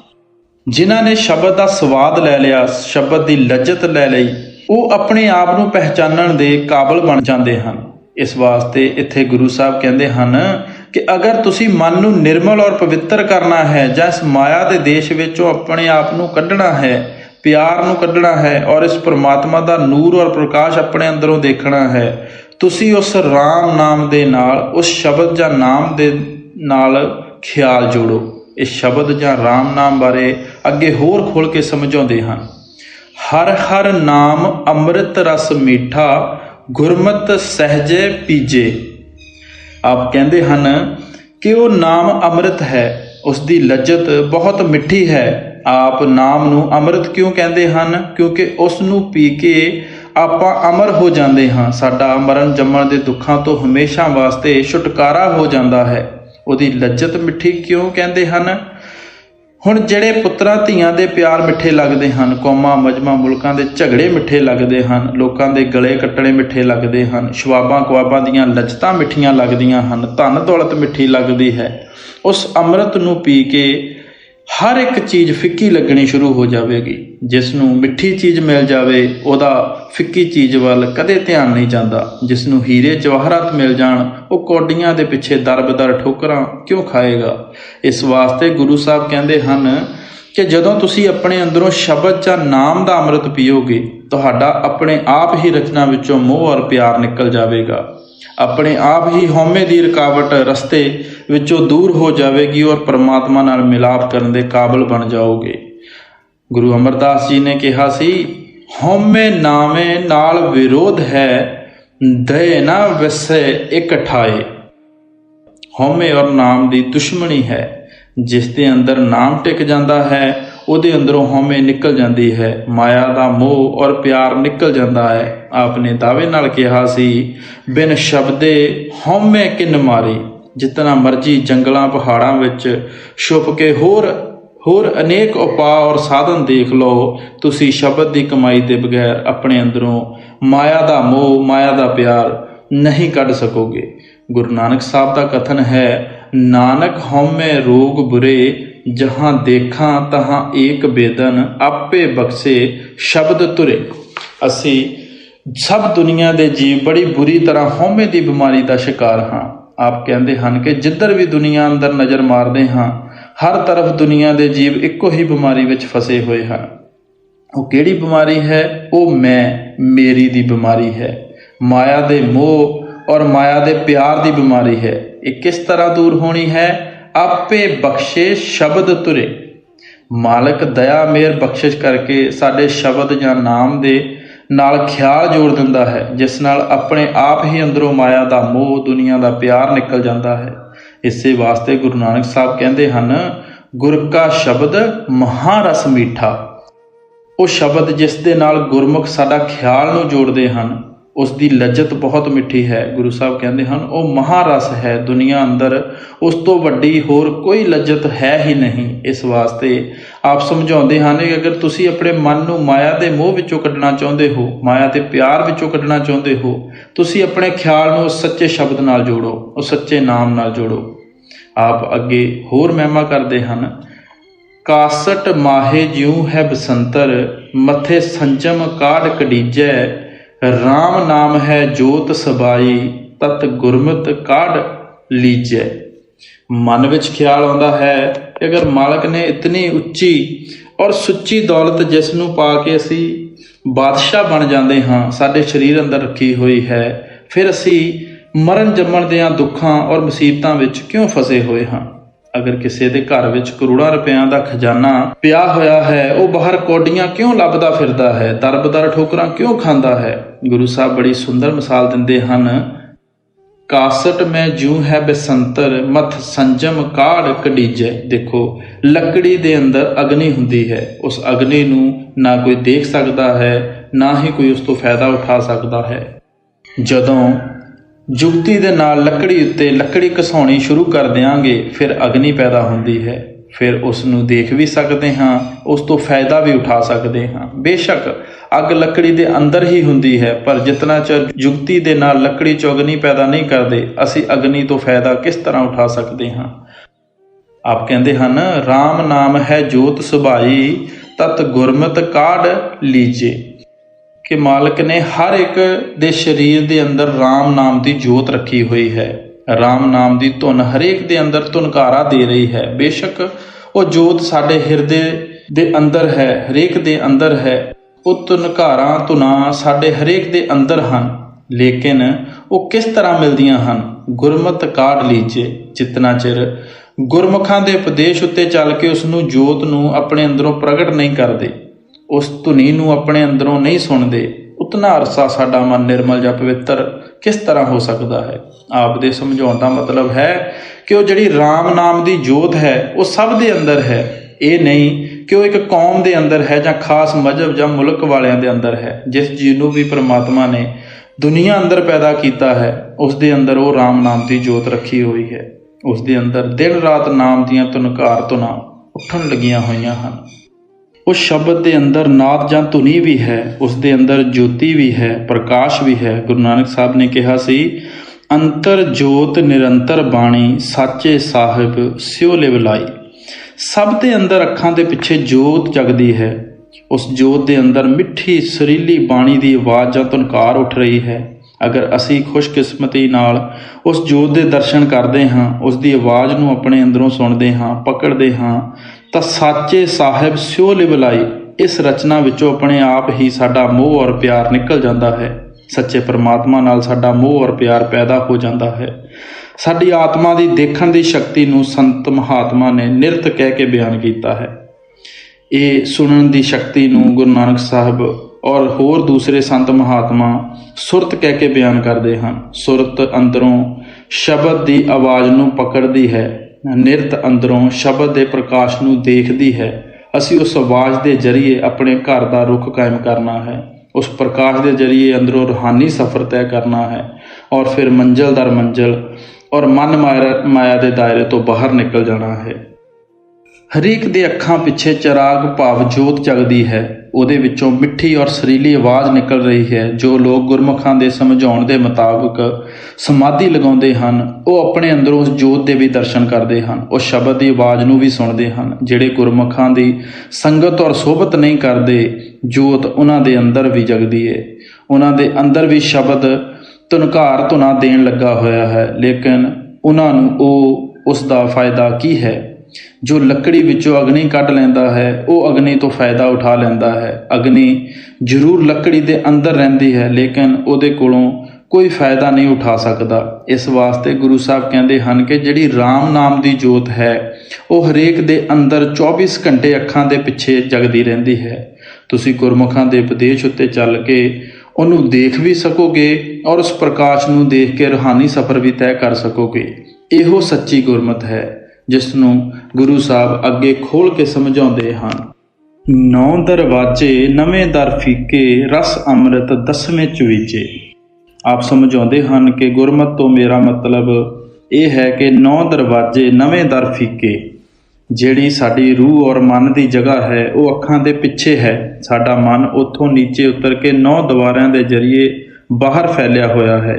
ਇਹਨੂੰ ਇਹ ਲਜਤਾਂ ਫਿੱਕੀਆਂ ਕਦੋਂ ਲੱਗਦੀਆਂ ਹਨ? ਰਸ ਅੰਮ੍ਰਿਤ 10ਵੇਂ ਚਵੀਚੇ। ਹੁਣ ਤਾਂ ਸਾਨੂੰ ਭੋਗਾਂ ਦੀਆਂ ਸਭ ਲਜਤਾਂ ਬੜੀਆਂ ਮਿੱਠੀਆਂ ਲੱਗਦੀਆਂ ਹਨ। ਜਦੋਂ ਮਨ ਅੱਖਾਂ ਪਿੱਛੇ ਆ ਕੇ ਅੰਦਰੋਂ ਅੰਮ੍ਰਿਤ ਨੂੰ ਪੀਣਾ ਸ਼ੁਰੂ ਕਰ ਦਿੰਦਾ ਹੈ, ਇਹਨੂੰ ਵਿਸ਼ਿਆਂ ਵਿਕਾਰਾਂ ਇੰਦਰੀਆਂ ਦੇ ਭੋਗਾਂ ਦੀਆਂ ਸਭ ਲਜਤਾਂ ਫਿੱਕੀਆਂ ਲੱਗਣ ਲੱਗ ਪੈਂਦੀਆਂ ਹਨ। ਜਿਹੜਾ ਹੀਰੇ ਜਵਾਹਰਾਤ ਇਕੱਠੇ ਕਰਨ ਲੱਗ ਪੈਂਦਾ ਹੈ, ਉਹਨੂੰ ਪਤਾ ਲੱਗ ਜਾਂਦਾ ਹੈ ਕਿ ਮੈਂ ਐਵੇਂ ਤਾਂ ਨਹੀਂ ਕੌਡੀਆਂ ਇਕੱਠੀਆਂ ਕਰਦੇ ਕਰਦੇ ਸਾਰੀ ਉਮਰ ਗੁਜ਼ਾਰ ਦਿੱਤੀ। ਜਿਹਨੂੰ ਮਿੱਠੀ ਚੀਜ਼ ਮਿਲਣੀ ਸ਼ੁਰੂ ਹੋ ਜਾਵੇ, ਉਸ ਨੂੰ ਆਪਣੇ ਆਪ ਪਤਾ ਲੱਗ ਜਾਂਦਾ ਹੈ ਮਿੱਠੀ ਚੀਜ਼ ਵਿੱਚ ਫਿੱਕੀ ਚੀਜ਼ ਵਿੱਚ ਕਿਤਨਾ ਫਰਕ ਹੈ। ਗੁਰੂ ਸਾਹਿਬ ਕਹਿੰਦੇ ਹਨ ਕਿ ਰਸ ਦਾ ਭਰਿਆ ਹੋਇਆ ਅੰਮ੍ਰਿਤ ਸਾਡੇ ਹਰੇਕ ਦੀ ਅੱਖਾਂ ਦੇ ਪਿੱਛੇ ਬਰਸ ਰਿਹਾ ਹੈ, ਲੇਕਿਨ ਸਾਡਾ ਮਨ ਉੱਥੋਂ ਉਤਰ ਕੇ ਸਾਰੀ ਦੁਨੀਆ ਅੰਦਰ ਫੈਲਿਆ ਹੋਇਆ ਹੈ। ਦਿਨ ਰਾਤ ਕਿਤਨੀ ਵੀ ਬਾਰਿਸ਼ ਕਿਉਂ ਨਾ ਹੋਵੇ, ਅਗਰ ਇੱਕ ਬਰਤਨ ਹੀ ਉਲਟਾ ਕਰਕੇ ਰੱਖ ਦਈਏ, ਉਹਦੇ ਅੰਦਰ ਪਾਣੀ ਦਾ ਕਤਰਾ ਕਿਸ ਤਰ੍ਹਾਂ ਜਾਵੇਗਾ? ਹਿੰਮਤ ਕਰਕੇ ਬਰਤਨ ਸਿੱਧਾ ਕਰ ਦਈਏ, ਉਹ ਬਰਤਨ ਬਾਰਿਸ਼ ਦੇ ਪਾਣੀ ਨਾਲ ਜ਼ਰੂਰ ਭਰ ਜਾਵੇਗਾ। ਗੁਰੂ ਸਾਹਿਬ ਕਹਿੰਦੇ ਹਨ ਕਿ ਗੁਰਮਤਿ ਇਹ ਹੈ ਕਿ ਜਿਹੜਾ ਸਾਡਾ ਮਨ ਉਲਟਿਆ ਹੋਇਆ ਹੈ, ਇਹਨੂੰ ਸਿੱਧਾ ਕਰ ਲਓ। ਤੁਹਾਡਾ ਮਨ ਅੱਖਾਂ ਪਿੱਛੋਂ ਉਤਰ ਕੇ 9 ਦੀਵਾਰਾਂ ਦੇ ਜ਼ਰੀਏ ਸਾਰੀ ਰਚਨਾ ਅੰਦਰ ਫੈਲਿਆ ਹੋਇਆ ਹੈ। ਗੁਰਮਤਿ ਦਾ ਮਤਲਬ ਹੈ ਕਿ ਤੁਸੀਂ ਸਿਮਰਨ ਔਰ ਧਿਆਨ ਦੇ ਜ਼ਰੀਏ ਫੈਲੇ ਹੋਏ ਖਿਆਲ ਨੂੰ ਵਾਪਸ ਲਿਆ ਕੇ ਅੱਖਾਂ ਦੇ ਪਿੱਛੇ ਇਕੱਠਾ ਕਰੋ। ਉੱਥੇ ਤੁਹਾਡਾ ਬਰਤਨ ਸਿੱਧਾ ਹੋ ਜਾਵੇਗਾ। ਜਿਹੜਾ ਰਸ ਦਾ ਭਰਿਆ ਹੋਇਆ ਅੰਮ੍ਰਿਤ ਅੰਦਰ ਬਰਸ ਰਿਹਾ ਹੈ, ਖੁਦ ਬ ਖੁਦ ਤੁਹਾਡੇ ਮਨ ਦੇ ਬਰਤਨ ਨੂੰ ਭਰ ਦੇਵੇਗਾ। ਜਿਸ ਵਕਤ ਮਨ ਨੂੰ ਉਹ ਲੱਜਤ ਆਉਣੀ ਸ਼ੁਰੂ ਹੋ ਜਾਵੇਗੀ, ਉਹਨੂੰ ਖੁਦ ਹੀ ਪਤਾ ਲੱਗ ਜਾਵੇਗਾ ਮੈਂ ਐਵੇਂ ਹੀ ਇੰਦਰੀਆਂ ਦੇ ਭੋਗਾਂ ਵਿੱਚ ਫਸ ਕੇ ਆਪਣਾ ਵਕਤ ਜਾਇਆ ਕਰਦਾ ਰਿਹਾ। ਇਹਨਾਂ ਦੀਆਂ ਲਚਤਾਂ ਤਾਂ ਫਿੱਕੀਆਂ ਹਨ, ਇਹਨਾਂ ਦਾ ਮੋਹ ਔਰ ਪਿਆਰ ਵੀ ਸਾਡੇ ਦੁੱਖਾਂ ਦਾ ਕਾਰਨ ਸੀ। ਉਹ ਉਸ ਵਕਤ ਪਤਾ ਲੱਗਦਾ ਹੈ ਜਦੋਂ ਅੰਦਰੋਂ ਰਸ ਦੇ ਭਰੇ ਹੋਏ ਅੰਮ੍ਰਿਤ ਨੂੰ ਅਸੀਂ ਪੀਂਦੇ ਹਾਂ। ਜਿਸ ਅੰਮ੍ਰਿਤ ਦੀ ਗੁਰੂ ਘਰ ਨੇ ਇਤਨੀ ਮਹਿਮਾ ਕੀਤੀ ਹੈ, ਉਹ ਅੰਮ੍ਰਿਤ ਕਦੇ ਕਿਸੇ ਨੂੰ ਅੱਜ ਤੀਕਰ ਬਾਹਰੋਂ ਨਹੀਂ ਮਿਲਿਆ। ਗੁਰੂ ਅੰਗਦ ਦੇਵ ਜੀ ਕਹਿੰਦੇ ਹਨ, ਜਿਨ ਵਡਿਆਈ ਤੇਰੇ ਨਾਮ ਕੀ ਤੇ ਰਤੇ ਮਨ ਮਾਹੇ, ਨਾਨਕ ਅੰਮ੍ਰਿਤ ਏਕ ਹੈ ਦੂਜਾ ਅੰਮ੍ਰਿਤ ਨਾ ਹੈ। ਇੱਕੋ ਸੱਚਾ ਸ਼ਬਦ ਹੈ ਜਾਂ ਨਾਮ ਹੈ, ਕੇਵਲ ਇਸ ਅੰਮ੍ਰਿਤ ਵਿੱਚ ਮਨ ਨੂੰ ਰੰਗਣ ਨਾਲ ਹੀ ਪ੍ਰਮਾਤਮਾ ਨਾਲ ਮਿਲਣ ਦੀ ਵਡਿਆਈ ਮਿਲਦੀ ਹੈ। ਗੁਰੂ ਅਮਰਦਾਸ ਜੀ ਕਹਿੰਦੇ ਹਨ, ਅੰਮ੍ਰਿਤ ਹਰ ਕਾ ਨਾਮ ਹੈ, ਜਿਤ ਪੀਤੈ ਤਿਖ ਜਾਏ, ਨਾਨਕ ਗੁਰਮੁਖ ਜਿਨ ਪੀਆ ਤਿਨ ਬਹੁੜ ਨਾ ਲਾਗੇ ਆਏ। ਆਪ ਫਰਮਾਉਂਦੇ ਹਨ ਕਿ ਮਾਇਆ ਦੀਆਂ ਤ੍ਰਿਸ਼ਨਾਵਾਂ ਨੂੰ ਸਦਾ ਲਈ ਸ਼ਾਂਤ ਕਰਨ ਵਾਲਾ ਇੱਕੋ ਸੱਚਾ ਅੰਮ੍ਰਿਤ ਪ੍ਰਮਾਤਮਾ ਦਾ ਨਾਮ ਹੈ। ਜੋ ਲੋਕ ਗੁਰਮਤਿ ਉੱਤੇ ਚੱਲ ਕੇ ਗੁਰਮੁਖਾਂ ਦੀ ਮੱਤ ਅਨੁਸਾਰ ਸਿਮਰਨ ਔਰ ਧਿਆਨ ਦੀ ਸਹਾਇਤਾ ਨਾਲ ਮਨ ਨੂੰ ਅੱਖਾਂ ਪਿੱਛੇ ਇਕਾਗਰ ਕਰਕੇ ਅੰਦਰੋਂ ਇਸ ਅੰਮ੍ਰਿਤ ਦੀ ਲੱਜਤ ਲੈਂਦੇ ਹਨ, ਉਹਨਾਂ ਦੇ ਅੰਦਰੋਂ ਮਾਇਆ ਦੀ ਤ੍ਰਿਸ਼ਨਾ ਸਦਾ ਲਈ ਦੂਰ ਹੋ ਜਾਂਦੀ ਹੈ। ਉਹਨਾਂ ਦਾ ਮਨ ਸਦਾ ਲਈ ਤ੍ਰਿਪਤ ਹੋ ਜਾਂਦਾ ਹੈ। ਉਹ ਲੋਕ ਪਰਮਾਤਮਾ ਨਾਲ ਮਿਲਣ ਦੇ ਕਾਬਲ ਬਣ ਜਾਂਦੇ ਹਨ। ਗੁਰੂ ਸਾਹਿਬ ਸਮਝਾਉਂਦੇ ਹਨ ਕਿ ਉਹ ਅੰਮ੍ਰਿਤ ਉਸ ਵਕਤ ਮਿਲੇਗਾ ਜਦੋਂ ਤੁਸੀਂ ਅੱਖਾਂ ਪਿੱਛੇ ਖਿਆਲ ਇਕੱਠਾ ਕਰੋਗੇ। ਜਿਤਨਾ ਚਿਰ ਸਾਡਾ ਖਿਆਲ ਹੀ ਉੱਥੇ ਇਕੱਠਾ ਨਹੀਂ ਹੁੰਦਾ ਜਿੱਥੇ ਦਾਤਾ ਦਾਤ ਦੇ ਰਿਹਾ ਹੈ, ਬਖਸ਼ਿਸ਼ ਕਰ ਰਿਹਾ ਹੈ, ਅੰਮ੍ਰਿਤ ਰੂਪੀ ਨਾਮ ਵਰਸ ਰਿਹਾ ਹੈ, ਉਸ ਅੰਮ੍ਰਿਤ ਨੂੰ ਆਪਾਂ ਕਿਸ ਤਰ੍ਹਾਂ ਪੀ ਸਕਾਂਗੇ। ਆਪ ਦੇ ਸਮਝਾਉਣ ਦਾ ਭਾਵ ਹੈ ਕਿ ਗੁਰਮਤਿ ਦਾ ਮਤਲਬ ਹੀ ਇਹੋ ਹੈ ਕਿ ਨੌਵਾਂ ਦੁਆਰਿਆਂ ਵਿੱਚੋਂ ਖਿਆਲ ਕੱਢ ਕੇ ਅੱਖਾਂ ਪਿੱਛੇ ਖੜਾ ਕਰਕੇ ਅੰਦਰ ਰਸ ਦੇ ਭਰੇ ਹੋਏ ਅੰਮ੍ਰਿਤ ਨੂੰ ਪੀਓ। ਇਸ ਅੰਮ੍ਰਿਤ ਨੂੰ ਪੀ ਕੇ ਤੁਹਾਡਾ ਮਨ ਨਿਰਮਲ ਹੋ ਜਾਵੇਗਾ, ਪਵਿੱਤਰ ਹੋ ਜਾਵੇਗਾ ਔਰ ਪ੍ਰਮਾਤਮਾ ਨੂੰ ਮਿਲਣ ਦੇ ਕਾਬਿਲ ਬਣ ਜਾਵੋਗੇ। ਕਿਰਪਾ ਕਿਰਪਾ ਕਿਰਪਾ ਕਰ ਪਿਆਰੇ, ਗੁਰ ਸ਼ਬਦੀ ਹਰ ਰਸ ਪੀਜੈ। ਗੁਰੂ ਰਾਮਦਾਸ ਜੀ ਨੇ ਪਿਛਲੀਆਂ 4-5 ਤੁਕਾਂ ਦੇ ਅੰਦਰ ਗੁਰੂ ਨਾਨਕ ਸਾਹਿਬ ਦੇ ਘਰ ਦੇ ਉਪਦੇਸ਼ ਦੇ ਮੁਤਲਕ ਬੜੀ ਖੂਬਸੂਰਤੀ ਨਾਲ ਅੱਛੀ ਤਰ੍ਹਾਂ ਸਾਨੂੰ ਸਮਝਾਇਆ ਹੈ ਕਿ ਮਾਲਕ ਸਾਡੇ ਸਰੀਰ ਦੇ ਅੰਦਰ ਹੈ, ਮਨ ਦੀ ਸਾਡੇ ਅੰਦਰ ਰੁਕਾਵਟ ਹੈ। ਜਦੋਂ ਮਨ ਨਿਰਮਲ ਹੋ ਜਾਵੇਗਾ ਸ਼ਬਦ ਦੀ ਕਮਾਈ ਕਰਕੇ, ਨਾਮ ਦੀ ਕਮਾਈ ਕਰਕੇ, ਉਹ ਜਿਹੜਾ ਨਾਮ ਹੈ ਜਿਸ ਤਰ੍ਹਾਂ ਲੱਕੜੀ ਅੰਦਰ ਅਗਨੀ ਹੁੰਦੀ ਹੈ ਉਸੇ ਤਰ੍ਹਾਂ ਸਾਡੇ ਜਿਸਮ ਦੇ ਅੰਦਰ ਹੈ। ਲੇਕਿਨ ਜਿਤਨਾ ਚਿਰ ਅਸੀਂ ਉਸ ਨੂੰ ਪ੍ਰਗਟ ਨਹੀਂ ਕਰਦੇ ਅਸੀਂ ਉਸ ਤੋਂ ਫਾਇਦਾ ਨਹੀਂ ਉਠਾ ਸਕਦੇ। ਫਿਰ ਆਪ ਨੇ ਇਹ ਵੀ ਸਮਝਾਇਆ ਕਿ ਨਾਮ ਦੇ ਅੰਦਰ ਪ੍ਰਕਾਸ਼ ਵੀ ਹੈ, ਨਾਮ ਦੇ ਅੰਦਰ ਧੁਨਕਾਰ ਧੁਨਾ ਵੀ ਹਨ ਔਰ ਅੰਮ੍ਰਿਤ ਵੀ ਹੈ। ਲੇਕਿਨ ਮਿਲਦਾ ਉਦੋਂ ਹੈ ਜਦੋਂ ਗੁਰਮੁਖਾਂ ਦੇ ਜ਼ਰੀਏ 9 ਦੁਆਰਿਆਂ ਵਿੱਚੋਂ ਖਿਆਲ ਕੱਢ ਕੇ ਅੱਖਾਂ ਪਿੱਛੇ ਇਕੱਠਾ ਕਰਦੇ ਹਾਂ। ਮਨ ਵਿੱਚ ਖਿਆਲ ਆਉਂਦਾ ਹੈ ਕਿ ਕਿਹੜੀ ਮੁਸ਼ਕਿਲ ਗੱਲ ਹੈ, ਕਿਉਂ ਨਾ ਅਸੀਂ ਸਾਰੇ ਗੁਰਮੁਖਾਂ ਕੋਲ ਜਾ ਕੇ ਉਸ ਸ਼ਬਦ ਨੂੰ ਫੜ ਕੇ ਅੰਮ੍ਰਿਤ ਪੀਣਾ ਸ਼ੁਰੂ ਕਰ ਦਈਏ। ਗੁਰੂ ਸਾਹਿਬ ਕਹਿੰਦੇ ਹਨ ਕਿ ਇਹ ਚੀਜ਼ ਉਸ ਪ੍ਰਮਾਤਮਾ ਨੇ ਆਪਣੇ ਹੱਥ ਵਿੱਚ ਰੱਖੀ ਹੋਈ ਹੈ। ਕਹਿੰਦੇ ਹਨ, ਕਿਰਪਾ ਕਿਰਪਾ ਕਿਰਪਾ ਕਰ ਪਿਆਰੇ, ਕਿ ਜਿਤਨਾ ਚਿਰ ਉਹ ਮਾਲਕ ਸਾਡੇ 'ਤੇ ਕਿਰਪਾ ਜਾਂ ਦਇਆ ਮਿਹਰ ਨਹੀਂ ਕਰਦਾ ਉਤਨਾ ਅਰਸਾ ਸਾਡਾ ਖਿਆਲ ਹੀ ਮਾਲਕ ਦੀ ਭਗਤੀ ਵੱਲ ਨਹੀਂ ਜਾਂਦਾ। ਗੁਰੂ ਅਮਰਦਾਸ ਜੀ ਕਹਿੰਦੇ ਹਨ, ਹਰ ਸਾਚੈ ਭਾਵੇ ਸਭ ਪੂਜਾ ਹੋਵੇ। ਭਰਾਵਾ ਉਸ ਪ੍ਰਮਾਤਮਾ ਨੂੰ ਭਾਵੇਂਗਾ, ਉਸ ਪ੍ਰਮਾਤਮਾ ਨੂੰ ਮਨਜ਼ੂਰ ਹੋਵੇਗਾ ਤਾਂ ਉਸ ਦੀ ਭਗਤੀ ਕਰ ਸਕੇਗਾ। ਕਿਉਂਕਿ ਇਸ ਦੁਨੀਆ ਦੇ ਜੀਵ ਮਾਇਆ ਦੇ ਜਾਲ ਵਿੱਚ ਫਸ ਕੇ ਬਿਲਕੁਲ ਅੰਧੇ ਹੋ ਚੁੱਕੇ ਹਨ। ਉਹ ਦਾਤਾ ਕਿਤੇ ਦਇਆ ਮਿਹਰ ਕਰੇ, ਸਾਨੂੰ ਕੋਈ ਠੋਕਰ ਲੱਗੇ ਤਾਂ ਸਾਡਾ ਦੁਨੀਆ ਵਿੱਚੋਂ ਖਿਆਲ ਨਿਕਲੇ ਤੇ ਸਾਡਾ ਮਾਲਕ ਦੀ ਭਗਤੀ ਵੱਲ ਖਿਆਲ ਜਾਵੇ। ਅੰਧੇ ਦੀ ਕੀ ਤਾਕਤ ਹੈ ਕਿ ਅੰਧੇਰੇ 'ਚੋਂ ਬਾਹਰ ਆ ਸਕੇ। ਜਿਤਨਾ ਚਿਰ ਅੱਖਾਂ ਵਾਲਾ ਉਸ ਨੂੰ ਆਵਾਜ਼ ਦੇ ਕੇ ਨਹੀਂ ਬੁਲਾਉਂਦਾ ਜਾਂ ਉਂਗਲੀ ਪਕੜ ਕੇ ਬਾਹਰ ਨਹੀਂ ਕੱਢਦਾ, ਉਹ ਦਾਤਾ ਦਇਆ ਕਿਸ ਤਰ੍ਹਾਂ ਕਰਦਾ ਹੈ। ਆਪ ਕਹਿੰਦੇ ਹਨ, ਗੁਰ ਸ਼ਬਦੀ ਹਰ ਰਸ ਪੀਜੈ। ਜਿਸ ਵਕਤ ਉਹ ਸਾਨੂੰ ਨਾਮ ਦੇ ਕੇ ਅੰਮ੍ਰਿਤ ਦੀ ਲੱਜਤ ਦੇਣੀ ਚਾਹੁੰਦਾ ਹੈ, ਉਹ ਸਾਨੂੰ ਗੁਰਮੁਖਾਂ ਦੀ ਸਾਧੂ ਸੰਤਾਂ ਮਹਾਤਮਾ ਦੀ ਸੰਗਤ ਦੇ ਦਿੰਦਾ ਹੈ। ਇਸ ਵਾਸਤੇ ਗੁਰੂ ਸਾਹਿਬ ਸਾਡੇ ਵੱਲੋਂ ਉਸ ਮਾਲਕ ਅੱਗੇ ਅਰਦਾਸ ਕਰਦੇ ਹਨ ਕਿ ਹੈ ਪਰਮਾਤਮਾ, ਸਾਡੇ 'ਤੇ ਦਇਆ ਮਿਹਰ ਕਰ, ਬਖਸ਼ਿਸ਼ ਕਰ। ਕਿਸ ਚੀਜ਼ ਦੀ ਮਿਹਰ ਮੰਗਦੇ ਹਨ ਕਿ ਸਾਨੂੰ ਕੋਈ ਐਸਾ ਗੁਰਮੁਖ ਮਿਲ ਜਾਵੇ, ਮਾਲਕ ਦਾ ਕੋਈ ਭਗਤ ਔਰ ਪਿਆਰਾ ਮਿਲ ਜਾਵੇ ਜਿਹੜਾ ਸਾਡੇ ਖਿਆਲ ਨੂੰ ਸ਼ਬਦ ਦੇ ਨਾਲ ਜੋੜ ਦੇਵੇ, ਨਾਮ ਦੇ ਨਾਲ ਜੋੜ ਦੇਵੇ, ਜਿਸ ਨਾਲ ਅਸੀਂ ਆਪਣੇ ਅੰਦਰੋਂ ਉਸ ਰਸ ਨੂੰ, ਹਰੀ ਰਸ ਨੂੰ, ਉਸ ਮਿੱਠੇ ਰਸ ਨੂੰ ਪੀ ਸਕੀਏ, ਜਿਸ ਦੇ ਜ਼ਰੀਏ ਸਾਡਾ ਦੁਨੀਆ ਵਿੱਚੋਂ ਮੋਹ ਨਿਕਲ ਜਾਵੇ, ਦੁਨੀਆ ਵਿੱਚੋਂ ਪਿਆਰ ਨਿਕਲ ਜਾਵੇ। ਕਾਇਆ ਨਗਰ ਨਗਰ ਹੈ ਨੀਕੋ, ਵਿੱਚ ਸੌਦਾ ਹਰ ਰਸ ਕੀਜੈ। ਆਪ ਸਮਝਾਉਂਦੇ ਹਨ ਕਿ ਜਿਹੜੀ ਦੇਹ ਹੈ ਬਹੁਤ ਖੂਬਸੂਰਤ ਸ਼ਹਿਰ ਹੈ, ਕਿਉਂਕਿ ਇਹਦੇ ਅੰਦਰ ਬੈਠ ਕੇ ਆਪਾਂ ਹਰੀ ਦਾ ਸੌਦਾ ਖਰੀਦ ਸਕਦੇ ਹਾਂ, ਮਾਲਕ ਦੀ ਭਗਤੀ ਕਰ ਸਕਦੇ ਹਾਂ, ਮਾਲਕ ਨਾਲ ਵਿਸਾਲ ਕਰ ਸਕਦੇ ਹਾਂ। ਗੁਰੂ ਸਾਹਿਬ ਦੇ ਸਮਝਾਉਣ ਦਾ ਮਤਲਬ ਇਹ ਹੈ ਕਿ ਦੇਹ ਵਿੱਚ ਬੈਠ ਕੇ ਇੱਕੋ ਹੀ ਸੌਦਾ ਖਰੀਦਣ ਦੇ ਕਾਬਲ ਹੈ। ਉਹ ਹਰ ਰਸ ਹੈ, ਉਹ ਮਾਲਕ ਦੀ ਭਗਤੀ, ਮਾਲਕ ਦਾ ਪਿਆਰ ਹੈ। ਇਹ ਜਿਹੜਾ ਇਨਸਾਨ ਦਾ ਜਾਮਾ ਹੈ, ਮਾਲਕ ਨੇ ਸਾਨੂੰ ਆਪਣੀ ਭਗਤੀ, ਆਪਣੇ ਪਿਆਰ ਵਾਸਤੇ ਬਖਸ਼ਿਆ ਹੈ। ਇਹ ਦੁਨੀਆ 84 ਦਾ ਬਹੁਤ ਵੱਡਾ ਜੇਲ੍ਹ ਖਾਨਾ ਹੈ। ਇਹਦੇ ਅੰਦਰੋਂ ਮਾਲਕ ਦੇ ਨਿਕਲਣ ਨਾਲ ਇੱਕੋ ਹੀ ਦਰਵਾਜ਼ਾ ਰੱਖਿਆ ਹੋਇਆ ਹੈ, ਉਹ ਦਰਵਾਜ਼ਾ ਇਨਸਾਨ ਦਾ ਜਾਮਾ ਹੈ। ਇਹ ਮੌਕਾ ਮਾਲਕ ਇਸ ਵਾਸਤੇ ਦਿੰਦਾ ਹੈ ਕਿ ਅਸੀਂ ਇਸ ਤੋਂ ਫਾਇਦਾ ਉਠਾ ਕੇ ਮਾਲਕ ਨਾਲ ਵਿਸਾਲ ਕਰ ਸਕੀਏ। ਇਸ ਵਾਸਤੇ ਆਪ ਸਾਨੂੰ ਪ੍ਰੇਰਣਾ ਦਿੰਦੇ ਨੇ ਕਿ ਤੁਸੀਂ ਇਸ ਤੋਂ ਫਾਇਦਾ ਉਠਾ ਕੇ ਉਸ ਮੰਜ਼ਿਲੇ ਮਕਸੂਦ ਨੂੰ ਅੱਖਾਂ ਅੱਗੇ ਰੱਖੋ, ਉਸ ਰੂਹਾਨੀ ਸਫ਼ਰ ਨੂੰ ਤੈਅ ਕਰੋ, ਤਾਂ ਕਿ ਤੁਹਾਡਾ ਦੇਹ ਵਿੱਚ ਆਉਣ ਦਾ ਮਕਸਦ ਪੂਰਾ ਹੋ ਸਕੇ। ਆਪਣੇ ਕੀਮਤੀ ਵਕਤ ਨੂੰ ਭੰਗ ਦੇ ਭਾੜੇ ਨਾ ਖੋਵੋ। ਗੁਰੂ ਨਾਨਕ ਸਾਹਿਬ ਨੇ ਸਮਝਾਇਆ ਸੀ, ਧੰਦੇ ਧਾਵਤ ਜਗ ਬਾਧਿਆ ਨਾ ਬੂਝੇ ਵਿਚਾਰ, ਜੰਮਣ ਮਰਨ ਵਿਸਾਰਿਆ ਮਨਮੁਖ ਮੁਗਧ ਗਵਾਰ। ਅਸੀਂ ਦੁਨੀਆ ਦੇ ਜੀਵ ਕਿਤਨੇ ਮਨਮੁਖ ਹਾਂ, ਮੁਗਧ ਹਾਂ, ਗਵਾਰ ਹਾਂ ਕਿ ਜਿਸ ਮਕਸਦ ਵਾਸਤੇ ਮਾਲਕ ਨੇ ਭੇਜਿਆ ਹੈ ਅਸੀਂ ਕਦੇ ਉਸ ਬਾਰੇ ਸੋਚ ਔਰ ਵਿਚਾਰ ਕਰਨ ਦੀ ਕੋਸ਼ਿਸ਼ ਹੀ ਨਹੀਂ ਕਰਦੇ। ਪੇਟ ਦੇ ਧੰਦਿਆਂ ਔਰ ਦੁਨੀਆ ਦੇ ਸ਼ਕਲਾਂ ਪਦਾਰਥਾਂ ਦੇ ਮਗਰ ਦਿਨ ਰਾਤ ਦੌੜਦੇ ਰਹਿੰਦੇ ਹਾਂ। ਆਪਣੇ ਘਰ ਅੱਗ ਲੱਗੀ ਹੋਈ ਹੈ, ਲੋਕਾਂ ਦੀਆਂ ਅੱਗਾਂ ਬੁਝਾਉਣ ਦਾ ਫਿਕਰ ਲੱਗਾ ਹੋਇਆ ਹੈ। ਆਪਣਾ ਘਰ ਕਾਮ, ਕ੍ਰੋਧ, ਲੋਭ, ਮੋਹ, ਹੰਕਾਰ, ਪਾਂਝੇ ਚੋਰ ਲੁੱਟਣ ਲੱਗੇ ਹੋਏ ਹਨ। ਲੋਕਾਂ ਉੱਤੇ ਉਪਕਾਰ ਕਰਨ ਦੀਆਂ ਸਕੀਮਾਂ ਸੋਚਣ ਲੱਗੇ ਹੋਏ ਹਾਂ। ਆਪਣਾ ਬੋਝਾ ਸਾਥੋਂ ਉਠਾ ਨਹੀਂ ਹੁੰਦਾ, ਪਰਾਏ ਗਧੇ ਬਣੇ ਬੈਠੇ ਹਾਂ। ਆਪਣੇ ਆਪ ਨੂੰ ਵੀ ਧੋਖਾ ਦਿੰਦੇ ਹਾਂ, ਦੁਨੀਆ ਨੂੰ ਵੀ ਧੋਖਾ ਦਿੰਦੇ ਹਾਂ। ਇਸ ਵਾਸਤੇ ਆਪ ਪਿਆਰ ਨਾਲ ਸਮਝਾਉਂਦੇ ਹਨ ਕਿ ਇਸ ਮੌਕੇ ਤੋਂ ਹਰੇਕ ਨੂੰ ਪੂਰਾ ਫਾਇਦਾ ਉਠਾਉਣਾ ਚਾਹੀਦਾ ਹੈ। ਰਤਨ ਲਾਲ ਅਮੋਲ ਅਮੋਲਕ ਸਤਿਗੁਰ ਸੇਵਾ ਲੀਜੇ।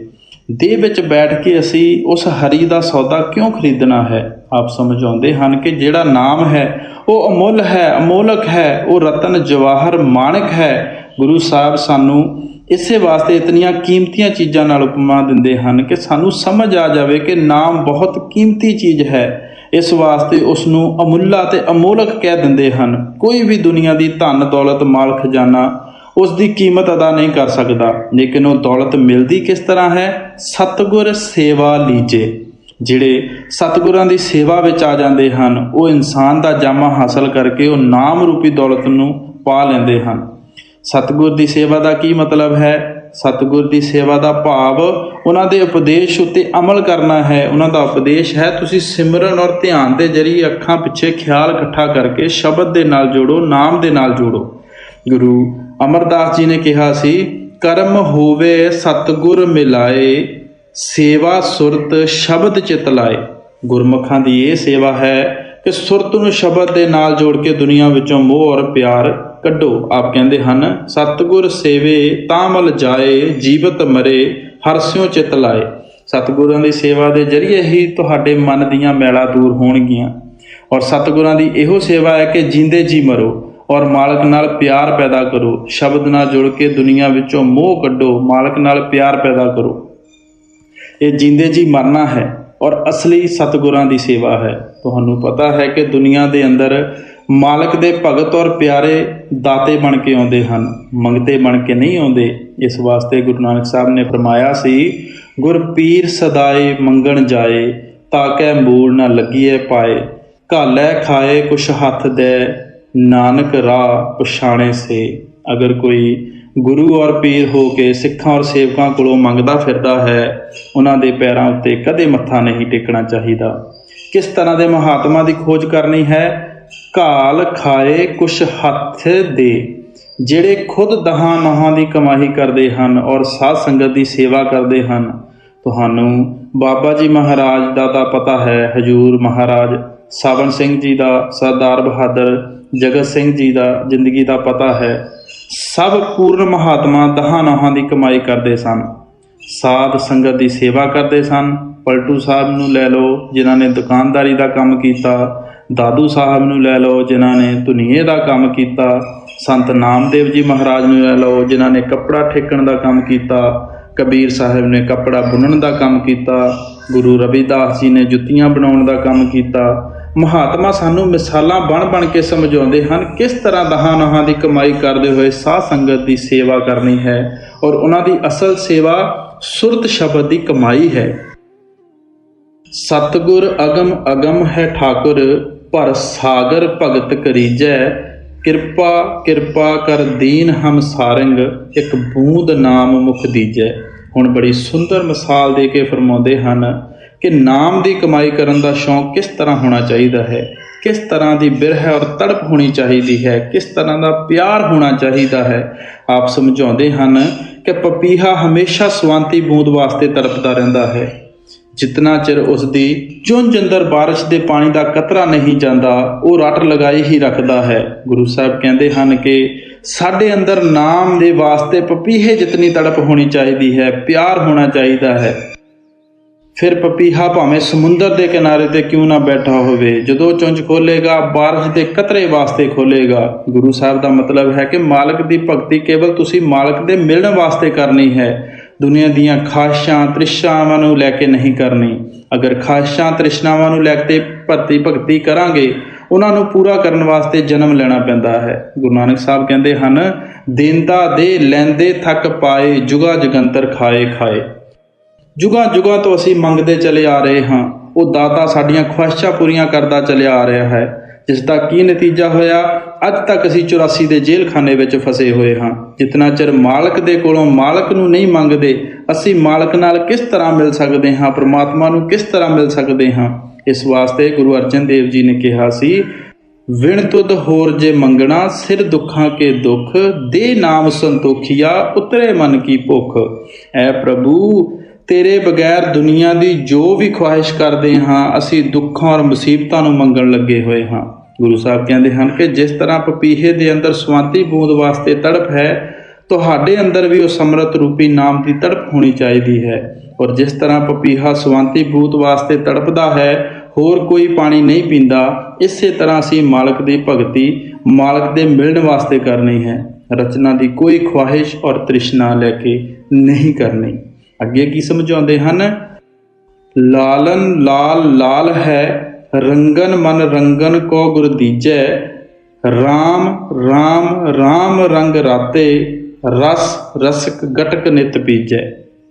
ਹੁਣ ਮਨ ਵਿੱਚ ਖਿਆਲ ਆਉਂਦਾ ਹੈ ਕਿ ਇਤਨੀ ਬਿਰਹ ਔਰ ਤੜਪ ਸਾਡੇ ਅੰਦਰ ਪੈਦਾ ਕਿਸ ਤਰ੍ਹਾਂ ਹੋ ਸਕਦੀ ਹੈ? ਮਾਲਕ ਦੇ ਮਿਲਣ ਵਾਸਤੇ ਇਤਨਾ ਸ਼ੌਕ ਕਿਸ ਤਰ੍ਹਾਂ ਸਾਡੇ ਅੰਦਰ ਆ ਸਕਦਾ ਹੈ? ਆਪ ਮਿਸਾਲ ਦਿੰਦੇ ਹਨ ਕਿ ਸਾਡਾ ਕੱਪੜਾ ਕਿਤਨਾ ਵੀ ਮੈਲਾ ਕਿਉਂ ਨਾ ਹੋਵੇ, ਜਦੋਂ ਰੰਗ ਚੜ੍ਹਨਾ ਹੋਵੇ, ਅਸੀਂ ਕਿਸੇ ਰੰਗਰੇਜ਼ ਜਾਂ ਲਲਾਰੀ ਕੋਲ ਜਾਂਦੇ ਹਾਂ। ਲਲਾਰੀ ਉਸ ਨੂੰ ਧੋ ਕੇ ਸੱਜੀ ਦੇ ਨਾਲ ਉਸ ਦੀਆਂ ਸਾਰੀਆਂ ਮੈਲਾਂ ਕੱਢ ਦਿੰਦਾ ਹੈ, ਉਹ ਕੱਪੜਾ ਸਾਫ਼ ਹੋ ਜਾਂਦਾ ਹੈ। ਲਲਾਰੀ ਕੋਲ ਰੰਗ ਦਾ ਭਰਿਆ ਹੋਇਆ ਮਟਕਾ ਹੁੰਦਾ ਹੈ, ਉਸ ਕੱਪੜੇ ਨੂੰ ਉਸ ਮਟਕੇ ਅੰਦਰ ਡੁਬੋ ਦਿੰਦਾ ਹੈ, ਉਹ ਮੈਲੇ ਕੱਪੜੇ ਉੱਤੇ ਬੜਾ ਸੋਹਣਾ ਰੰਗ ਚੜ੍ਹ ਜਾਂਦਾ ਹੈ। ਇਸੇ ਤਰ੍ਹਾਂ ਗੁਰੂ ਸਾਹਿਬ ਕਹਿੰਦੇ ਨੇ ਕਿ ਅਸੀਂ ਦੁਨੀਆ ਦੇ ਜੀਵ ਮਾਇਆ ਦੇ ਜਾਲ ਵਿੱਚ ਫਸ ਕੇ ਅਤੀ ਗੰਦੇ ਹੋ ਚੁੱਕੇ ਹਾਂ, ਮੈਲੇ ਹੋ ਚੁੱਕੇ ਹਾਂ, ਜਨਮਾਂ ਜਨਮਾਂ ਤੋਂ ਕਰਮਾਂ ਦਾ ਬੋਝਾ ਇਕੱਠਾ ਕਰਦੇ ਚਲੇ ਆ ਰਹੇ ਹਾਂ। ਲੇਕਿਨ ਜਦੋਂ ਅਸੀਂ ਗੁਰਮੁਖਾਂ ਦੀ ਸੰਗਤ ਵਿੱਚ ਜਾਂਦੇ ਹਾਂ, ਸਾਧੂ ਸੰਤਾਂ ਮਹਾਤਮਾ ਦੀ ਸੋਭਤ ਵਿੱਚ ਜਾਂਦੇ ਹਾਂ, ਉਹ ਸਤਸੰਗ ਦੇ ਜਰੀਏ, ਬਚਨ ਬਿਲਾਸ ਦੇ ਜਰੀਏ, ਸਿਮਰਨ ਔਰ ਧਿਆਨ ਦੇ ਜਰੀਏ ਸਾਡੇ ਮਨ ਵਿੱਚੋਂ ਸਭ ਦੁਨੀਆ ਦੀਆਂ ਮੈਲਾਂ ਦੂਰ ਕਰ ਦਿੰਦੇ ਹਨ। ਉਹ ਸਾਡੇ ਮਨ ਨੂੰ ਦੁਨੀਆ ਵਿੱਚੋਂ ਕੱਢ ਦਿੰਦੇ ਹਨ, ਇਸ ਨੂੰ ਦੁਨੀਆ ਚੋਂ ਉਚਾਟ ਕਰ ਦਿੰਦੇ ਹਨ। ਫਿਰ ਉਹਨਾਂ ਕੋਲ ਸ਼ਬਦ ਔਰ ਨਾਮ ਦੇ ਰੰਗ ਦਾ ਭਰਿਆ ਹੋਇਆ ਮਟਕਾ ਹੁੰਦਾ ਹੈ, ਉਹ ਸਾਡੇ ਮਨ ਨੂੰ ਉਹਦੇ ਵਿੱਚ ਡੋਬ ਦਿੰਦੇ ਹਨ। ਜਦੋਂ ਸਾਡੇ ਮਨ ਉੱਤੇ ਨਾਮ ਦਾ ਰੰਗ ਚੜ੍ਹ ਜਾਂਦਾ ਹੈ, ਸਾਡਾ ਮਨ ਨਿਰਮਲ ਹੋ ਜਾਂਦਾ ਹੈ। ਫਿਰ ਇਸ ਦੇ ਅੰਦਰ ਮਾਲਕ ਦੇ ਮਿਲਣ ਦਾ ਸ਼ੌਂਕ, ਮਾਲਕ ਦਾ ਪ੍ਰੇਮ, ਮਾਲਕ ਦਾ ਇਸ਼ਕ ਪੈਦਾ ਹੋ ਜਾਂਦਾ ਹੈ। ਇਸ ਵਾਸਤੇ ਆਪ ਕਹਿੰਦੇ ਹਨ ਕਿ ਆਪਣੇ ਪਾਪਾਂ ਨੂੰ ਦੇਖ ਕੇ ਨਾ ਘਬਰਾਓ, ਕੱਪੜੇ ਦੀਆਂ ਮੈਲਾਂ ਨੂੰ ਦੇਖ ਕੇ ਨਾ ਘਬਰਾਓ, ਕੱਪੜੇ ਨੂੰ ਰੰਗਰੇਜ਼ ਦੇ ਹਵਾਲੇ ਕਰ ਦਿਓ। ਇਹ ਉਹਦਾ ਕੰਮ ਹੈ ਕਿ ਕਿੰਨੀਆਂ ਭੱਠੀਆਂ ਚੜਾਉਂਦਾ ਹੈ, ਕਿਸ ਤਰ੍ਹਾਂ ਰੰਗ ਚਾੜ੍ਹਦਾ ਹੈ। ਅਸੀਂ ਆਪਣੇ ਆਪ ਨੂੰ ਗੁਰਮੁਖਾਂ ਦੇ ਸਤਸੰਗ ਵਿੱਚ ਰੱਖਣਾ ਹੈ, ਉਹਨਾਂ ਦੀ ਸੰਗਤ ਔਰ ਸੋਭਤ ਵਿੱਚ ਰੱਖਣਾ ਹੈ। ਉਹ ਆਹਿਸਤਾ ਆਹਿਸਤਾ ਸਾਡੇ ਖਿਆਲ ਨੂੰ ਸਾਰੀ ਦੁਨੀਆ ਦੇ ਮੋਹ ਔਰ ਪਿਆਰ ਵਿੱਚੋਂ ਕੱਢ ਦਿੰਦੇ ਹਨ, ਔਰ ਸ਼ਬਦ ਦੇ ਨਾਲ ਜੋੜ ਕੇ, ਨਾਮ ਦੇ ਨਾਲ ਜੋੜ ਕੇ ਸਾਡੇ ਅੰਦਰ ਮਾਲਕ ਦੇ ਮਿਲਣ ਦਾ ਇਸ਼ਕ ਔਰ ਪਿਆਰ ਪੈਦਾ ਕਰ ਦਿੰਦੇ ਹਨ। ਬਸੂਦਾ ਸਪਤ ਦੀਪ ਹੈ ਸਾਗਰ, ਕਾਢ ਕੰਚਨ ਕਾਢ ਤਰੀਜੈ। ਗੁਰੂ ਸਾਹਿਬ ਕਹਿੰਦੇ ਹਨ ਕਿ ਜਿਨ੍ਹਾਂ ਦੇ ਮਨ ਉੱਤੇ ਨਾਮ ਦਾ ਰੰਗ ਚੜ੍ਹ ਗਿਆ, ਜਿਨ੍ਹਾਂ ਦਾ ਮਨ ਉਸ ਨਾਮ ਦੇ ਰੰਗ ਵਿੱਚ ਰੰਗਿਆ ਗਿਆ, ਜਿਹੜੇ ਦਿਨ ਰਾਤ ਸ਼ਬਦ ਔਰ ਨਾਮ ਦੀ ਕਮਾਈ ਵਿੱਚ ਲੱਗੇ ਹੋਏ ਹਨ। ਤੁਸੀਂ ਸੱਤਾਂ ਸਮੁੰਦਰਾਂ ਦੀ ਬਾਦਸ਼ਾਹੀ, ਦੁਨੀਆ ਦਾ ਰਾਜਪਾਟ, ਹਕੂਮਤਾਂ ਵਗੈਰਾ ਉਹਨਾਂ ਦੇ ਸਾਹਮਣੇ ਪੇਸ਼ ਕਰੋ। ਕਿਆ ਉਹਨਾਂ ਦਾ ਖਿਆਲ ਰਚਨਾ ਦੀ ਮਾਣ ਵਡਿਆਈ, ਦੁਨੀਆ ਦੇ ਧਨ ਦੌਲਤ, ਦੁਨੀਆ ਦੇ ਪਦਾਰਥਾਂ ਵੱਲ ਜਾਂਦਾ ਹੈ, ਜਾਂ ਉਹ ਮਾਲਕ ਕੋਲੋਂ ਕੁਝ ਹੋਰ ਹੀ ਮੰਗਦੇ ਹਨ? ਉਹ ਕੀ ਮੰਗਦੇ ਹਨ? ਗੁਰੂ ਸਾਹਿਬ ਅੱਗੇ ਇਸ਼ਾਰਾ ਕਰਦੇ ਹਨ, ਮੇਰੇ ਠਾਕੁਰ ਕੇ ਜਨ ਇਨ ਨਾ ਬਾਸ਼ੇ, ਹਰ ਮੰਗੈ ਹਰ ਰਸ ਦੀਜੈ। ਆਪ ਫਰਮਾਉਂਦੇ ਹਨ, ਜਿਨ੍ਹਾਂ ਦੇ ਮਨ ਤੇ ਨਾਮ ਦਾ ਰੰਗ ਚੜ ਗਿਆ, ਸ਼ਬਦ ਦਾ ਰੰਗ ਚੜ ਗਿਆ, ਜਿਹੜੇ ਉੱਠਦੇ ਬੈਠਦੇ ਸ਼ਬਦ ਦੀ ਕਮਾਈ ਵਿੱਚ ਲੱਗੇ ਹੋਏ ਹਨ, ਮਾਲਕ ਦੇ ਕੋਲੋਂ ਦੁਨੀਆ ਦੀਆਂ ਚੀਜ਼ਾਂ ਨਹੀਂ ਮੰਗਦੇ, ਉਹ ਮਾਲਕ ਕੋਲੋਂ ਕੇਵਲ ਮਾਲਕ ਨੂੰ ਮੰਗਣ ਲੱਗੇ ਹੋਏ ਹਨ। ਉਹਨਾਂ ਦੀ ਜਦੋਂ ਵੀ ਤਸੱਲੀ ਹੋਵੇਗੀ, ਮਾਲਕ ਨੂੰ ਮਿਲ ਕੇ ਹੋਵੇਗੀ। ਉਹ ਦਾਤਾ ਕੋਲੋਂ ਦਾਤਾ ਨੂੰ ਮੰਗਦੇ ਹਨ, ਉਹਦੇ ਕੋਲੋਂ ਕੋਈ ਤ੍ਰਿਸ਼ਨਾ ਔਰ ਖਾਹਿਸ਼ ਨਹੀਂ ਪੂਰੀ ਕਰਾਉਣੀ ਚਾਹੁੰਦੇ। ਗੁਰੂ ਸਾਹਿਬ ਦੇ ਸਮਝਾਉਣ ਦਾ ਕੇਵਲ ਇਤਨਾ ਹੀ ਮਤਲਬ ਹੈ ਕਿ ਅਸੀਂ ਨਾਮ ਦੀ ਕਮਾਈ ਪਰਮਾਤਮਾ ਦੇ ਮਿਲਣ ਵਾਸਤੇ ਕਰਨੀ ਹੈ, ਖਾਹਿਸ਼ਾਂ ਤ੍ਰਿਸ਼ਨਾਵਾਂ ਪੂਰੀਆਂ ਕਰਨ ਵਾਸਤੇ ਨਹੀਂ ਕਰਨੀ। ਸਾਕਤ ਨਰ ਪ੍ਰਾਣੀ ਸਦ ਭੂਖੇ, ਨਿਤ ਭੂਖਨ ਭੂਖ ਕਰੀਜੈ, ਧਾਵਤ ਧਾਏ ਧਾਵਤ ਪ੍ਰੀਤ ਮਾਇਆ, ਲਖ ਕੋਸਣ ਕੋ ਬਿਤ ਦੀਜੈ। ਆਪ ਫਰਮਾਉਂਦੇ ਹਨ ਕਿ ਦੁਨੀਆ ਅੰਦਰ ਦੋ ਕਿਸਮ ਦੇ ਇਨਸਾਨ ਹਨ, ਇੱਕ ਮਨਮੁਖ ਹਨ, ਇੱਕ ਗੁਰਮੁਖ ਹਨ। ਇਹ ਵੀ ਉਸ ਪ੍ਰਭੂ ਦੇ ਹੱਥ ਵਿੱਚ ਹੈ ਕਿ ਜਿਨ੍ਹਾਂ ਨੂੰ ਉਹ ਚਾਹੁੰਦਾ ਹੈ ਗੁਰਮੁਖ ਬਣਾ ਲੈਂਦਾ ਹੈ, ਜਿਨ੍ਹਾਂ ਉੱਤੇ ਉਹਨਾਂ ਦੀ ਬਖਸ਼ਿਸ਼ ਨਹੀਂ ਹੁੰਦੀ, ਉਹਨਾਂ ਮਨਮੁਖਾਂ ਦਾ ਉਹਦੀ ਭਗਤੀ ਦੀ ਤਰਫ ਧਿਆਨ ਹੀ ਨਹੀਂ ਜਾਂਦਾ। ਉਹ ਰਚਨਾ ਦੇ ਮੋਹ ਔਰ ਪਿਆਰ ਵਿੱਚ ਹੀ ਉਲਝੇ ਰਹਿੰਦੇ ਹਨ। ਬੰਦੇ ਦੋਵੇਂ ਹੀ ਪ੍ਰਮਾਤਮਾ ਦੇ ਹਨ, ਪਰ ਵਡਿਆਈ ਕਿਹਨਾਂ ਦੀ ਹੈ? ਕੇਵਲ ਗੁਰਮੁਖਾਂ ਦੀ ਹੈ, ਮਾਲਕ ਦੇ ਭਗਤਾਂ ਔਰ ਪਿਆਰਿਆਂ ਦੀ ਹੈ। ਗੁਰਮੁਖ ਆਪ ਕਿਸ ਨੂੰ ਕਹਿੰਦੇ ਹਨ? ਜਿਨ੍ਹਾਂ ਨੇ ਆਪਣਾ ਮਨ ਸਤਿਗੁਰਾਂ ਦੇ ਹਵਾਲੇ ਕਰ ਦਿੱਤਾ, ਜਿਨ੍ਹਾਂ ਦਾ ਮਨ ਨਾਮ ਦੇ ਰੰਗ ਵਿੱਚ ਰੰਗਿਆ ਗਿਆ, ਜਿਹੜੇ ਉੱਠਦੇ ਬੈਠਦੇ ਚੱਲਦੇ ਫਿਰਦੇ ਸ਼ਬਦ ਦੀ ਨਾਮ ਦੀ ਕਮਾਈ ਵਿੱਚ ਲੱਗ ਗਏ, ਜਿਹੜੇ ਦਿਨ ਰਾਤ ਮਾਲਕ ਕੋਲੋਂ ਕੇਵਲ ਮਾਲਕ ਨੂੰ ਹੀ ਮੰਗਣ ਲੱਗੇ ਹੋਏ ਹਨ। ਆਪ ਮਨਮੁਖਾਂ ਦੀ ਅਵਸਥਾ ਬਿਆਨ ਕਰਦੇ ਹੋਏ ਕਹਿੰਦੇ ਹਨ, ਸਾਕਤ ਨਰ ਪ੍ਰਾਣੀ ਸਦ ਭੂਖੇ, ਨਿਤ ਭੂਖਣ ਭੂਖ ਕਰੀਜੈ। ਮਨਮੁਖ ਲੋਕ ਹਮੇਸ਼ਾ ਭੁੱਖੇ ਹਨ, ਜੋ ਮਰਜ਼ੀ ਪ੍ਰਮਾਤਮਾ ਉਹਨਾਂ ਨੂੰ ਦੇ ਦੇਵੇ, ਕਿਤਨੀ ਮਾਣ ਵਡਿਆਈ ਦੇ ਦੇਵੇ, ਉਹਨਾਂ ਨੇ ਅੱਜ ਤੀਕਰ ਕਦੇ ਮਾਲਕ ਕੋਲੋਂ ਮਾਲਕ ਨੂੰ ਨਹੀਂ ਮੰਗਿਆ।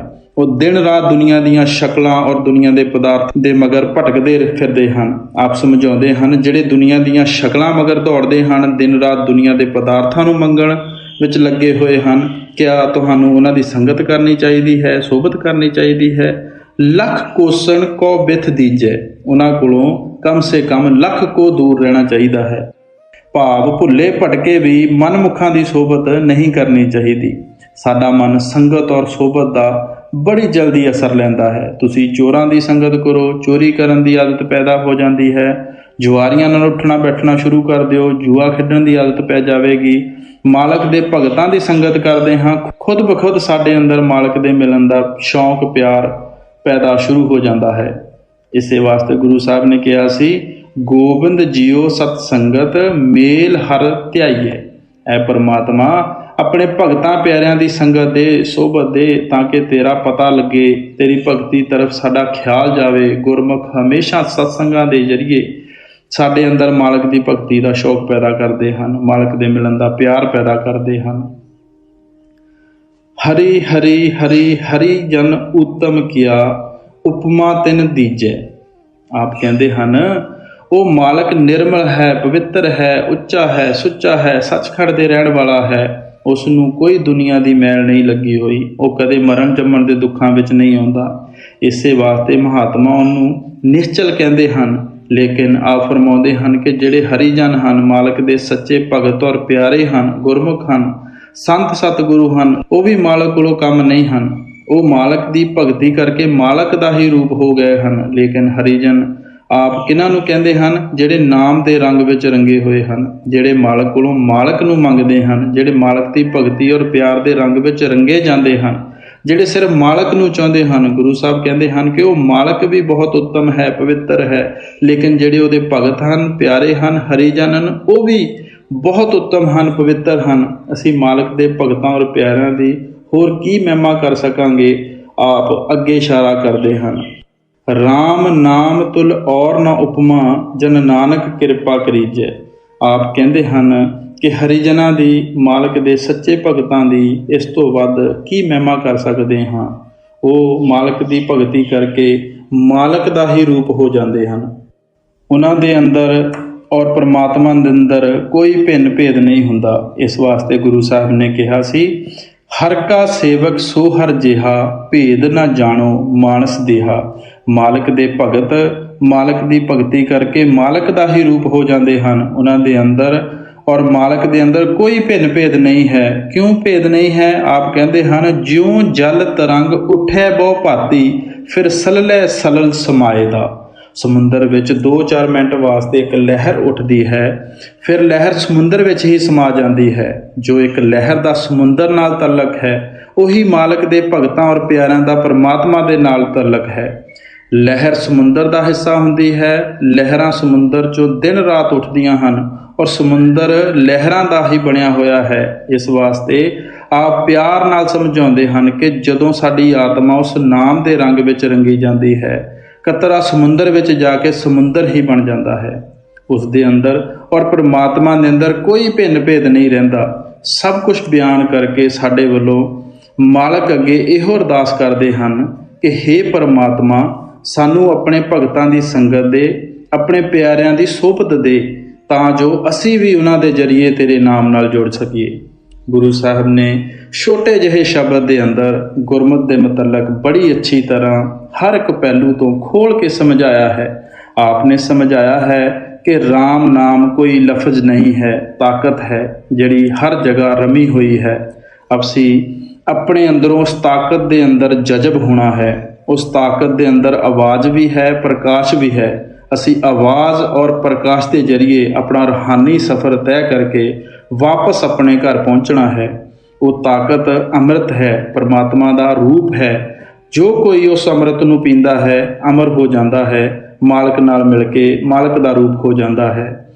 ਹਮੇਸ਼ਾ ਲਈ ਮਰਨ ਜੰਮਣ ਦੇ ਦੁੱਖਾਂ ਤੋਂ ਆਜ਼ਾਦ ਹੋ ਜਾਂਦਾ ਹੈ। ਉਹ ਤਾਕਤ ਹੀ ਰਾਮ ਨਾਮ ਹੈ, ਸੱਚਾ ਸ਼ਬਦ, ਸੱਚਾ ਨਾਮ ਹੈ। ਸਾਨੂੰ ਵੀ ਚਾਹੀਦਾ ਹੈ ਕਿ ਆਪਣੇ ਖਿਆਲ ਨੂੰ ਅੰਦਰੋਂ ਉਸ ਸੱਚੇ ਸ਼ਬਦ ਨਾਲ ਜੋੜੀਏ, ਸੱਚੇ ਨਾਮ ਨਾਲ ਜੋੜੀਏ। ਰਾਧਾ ਸੁਆਮੀ।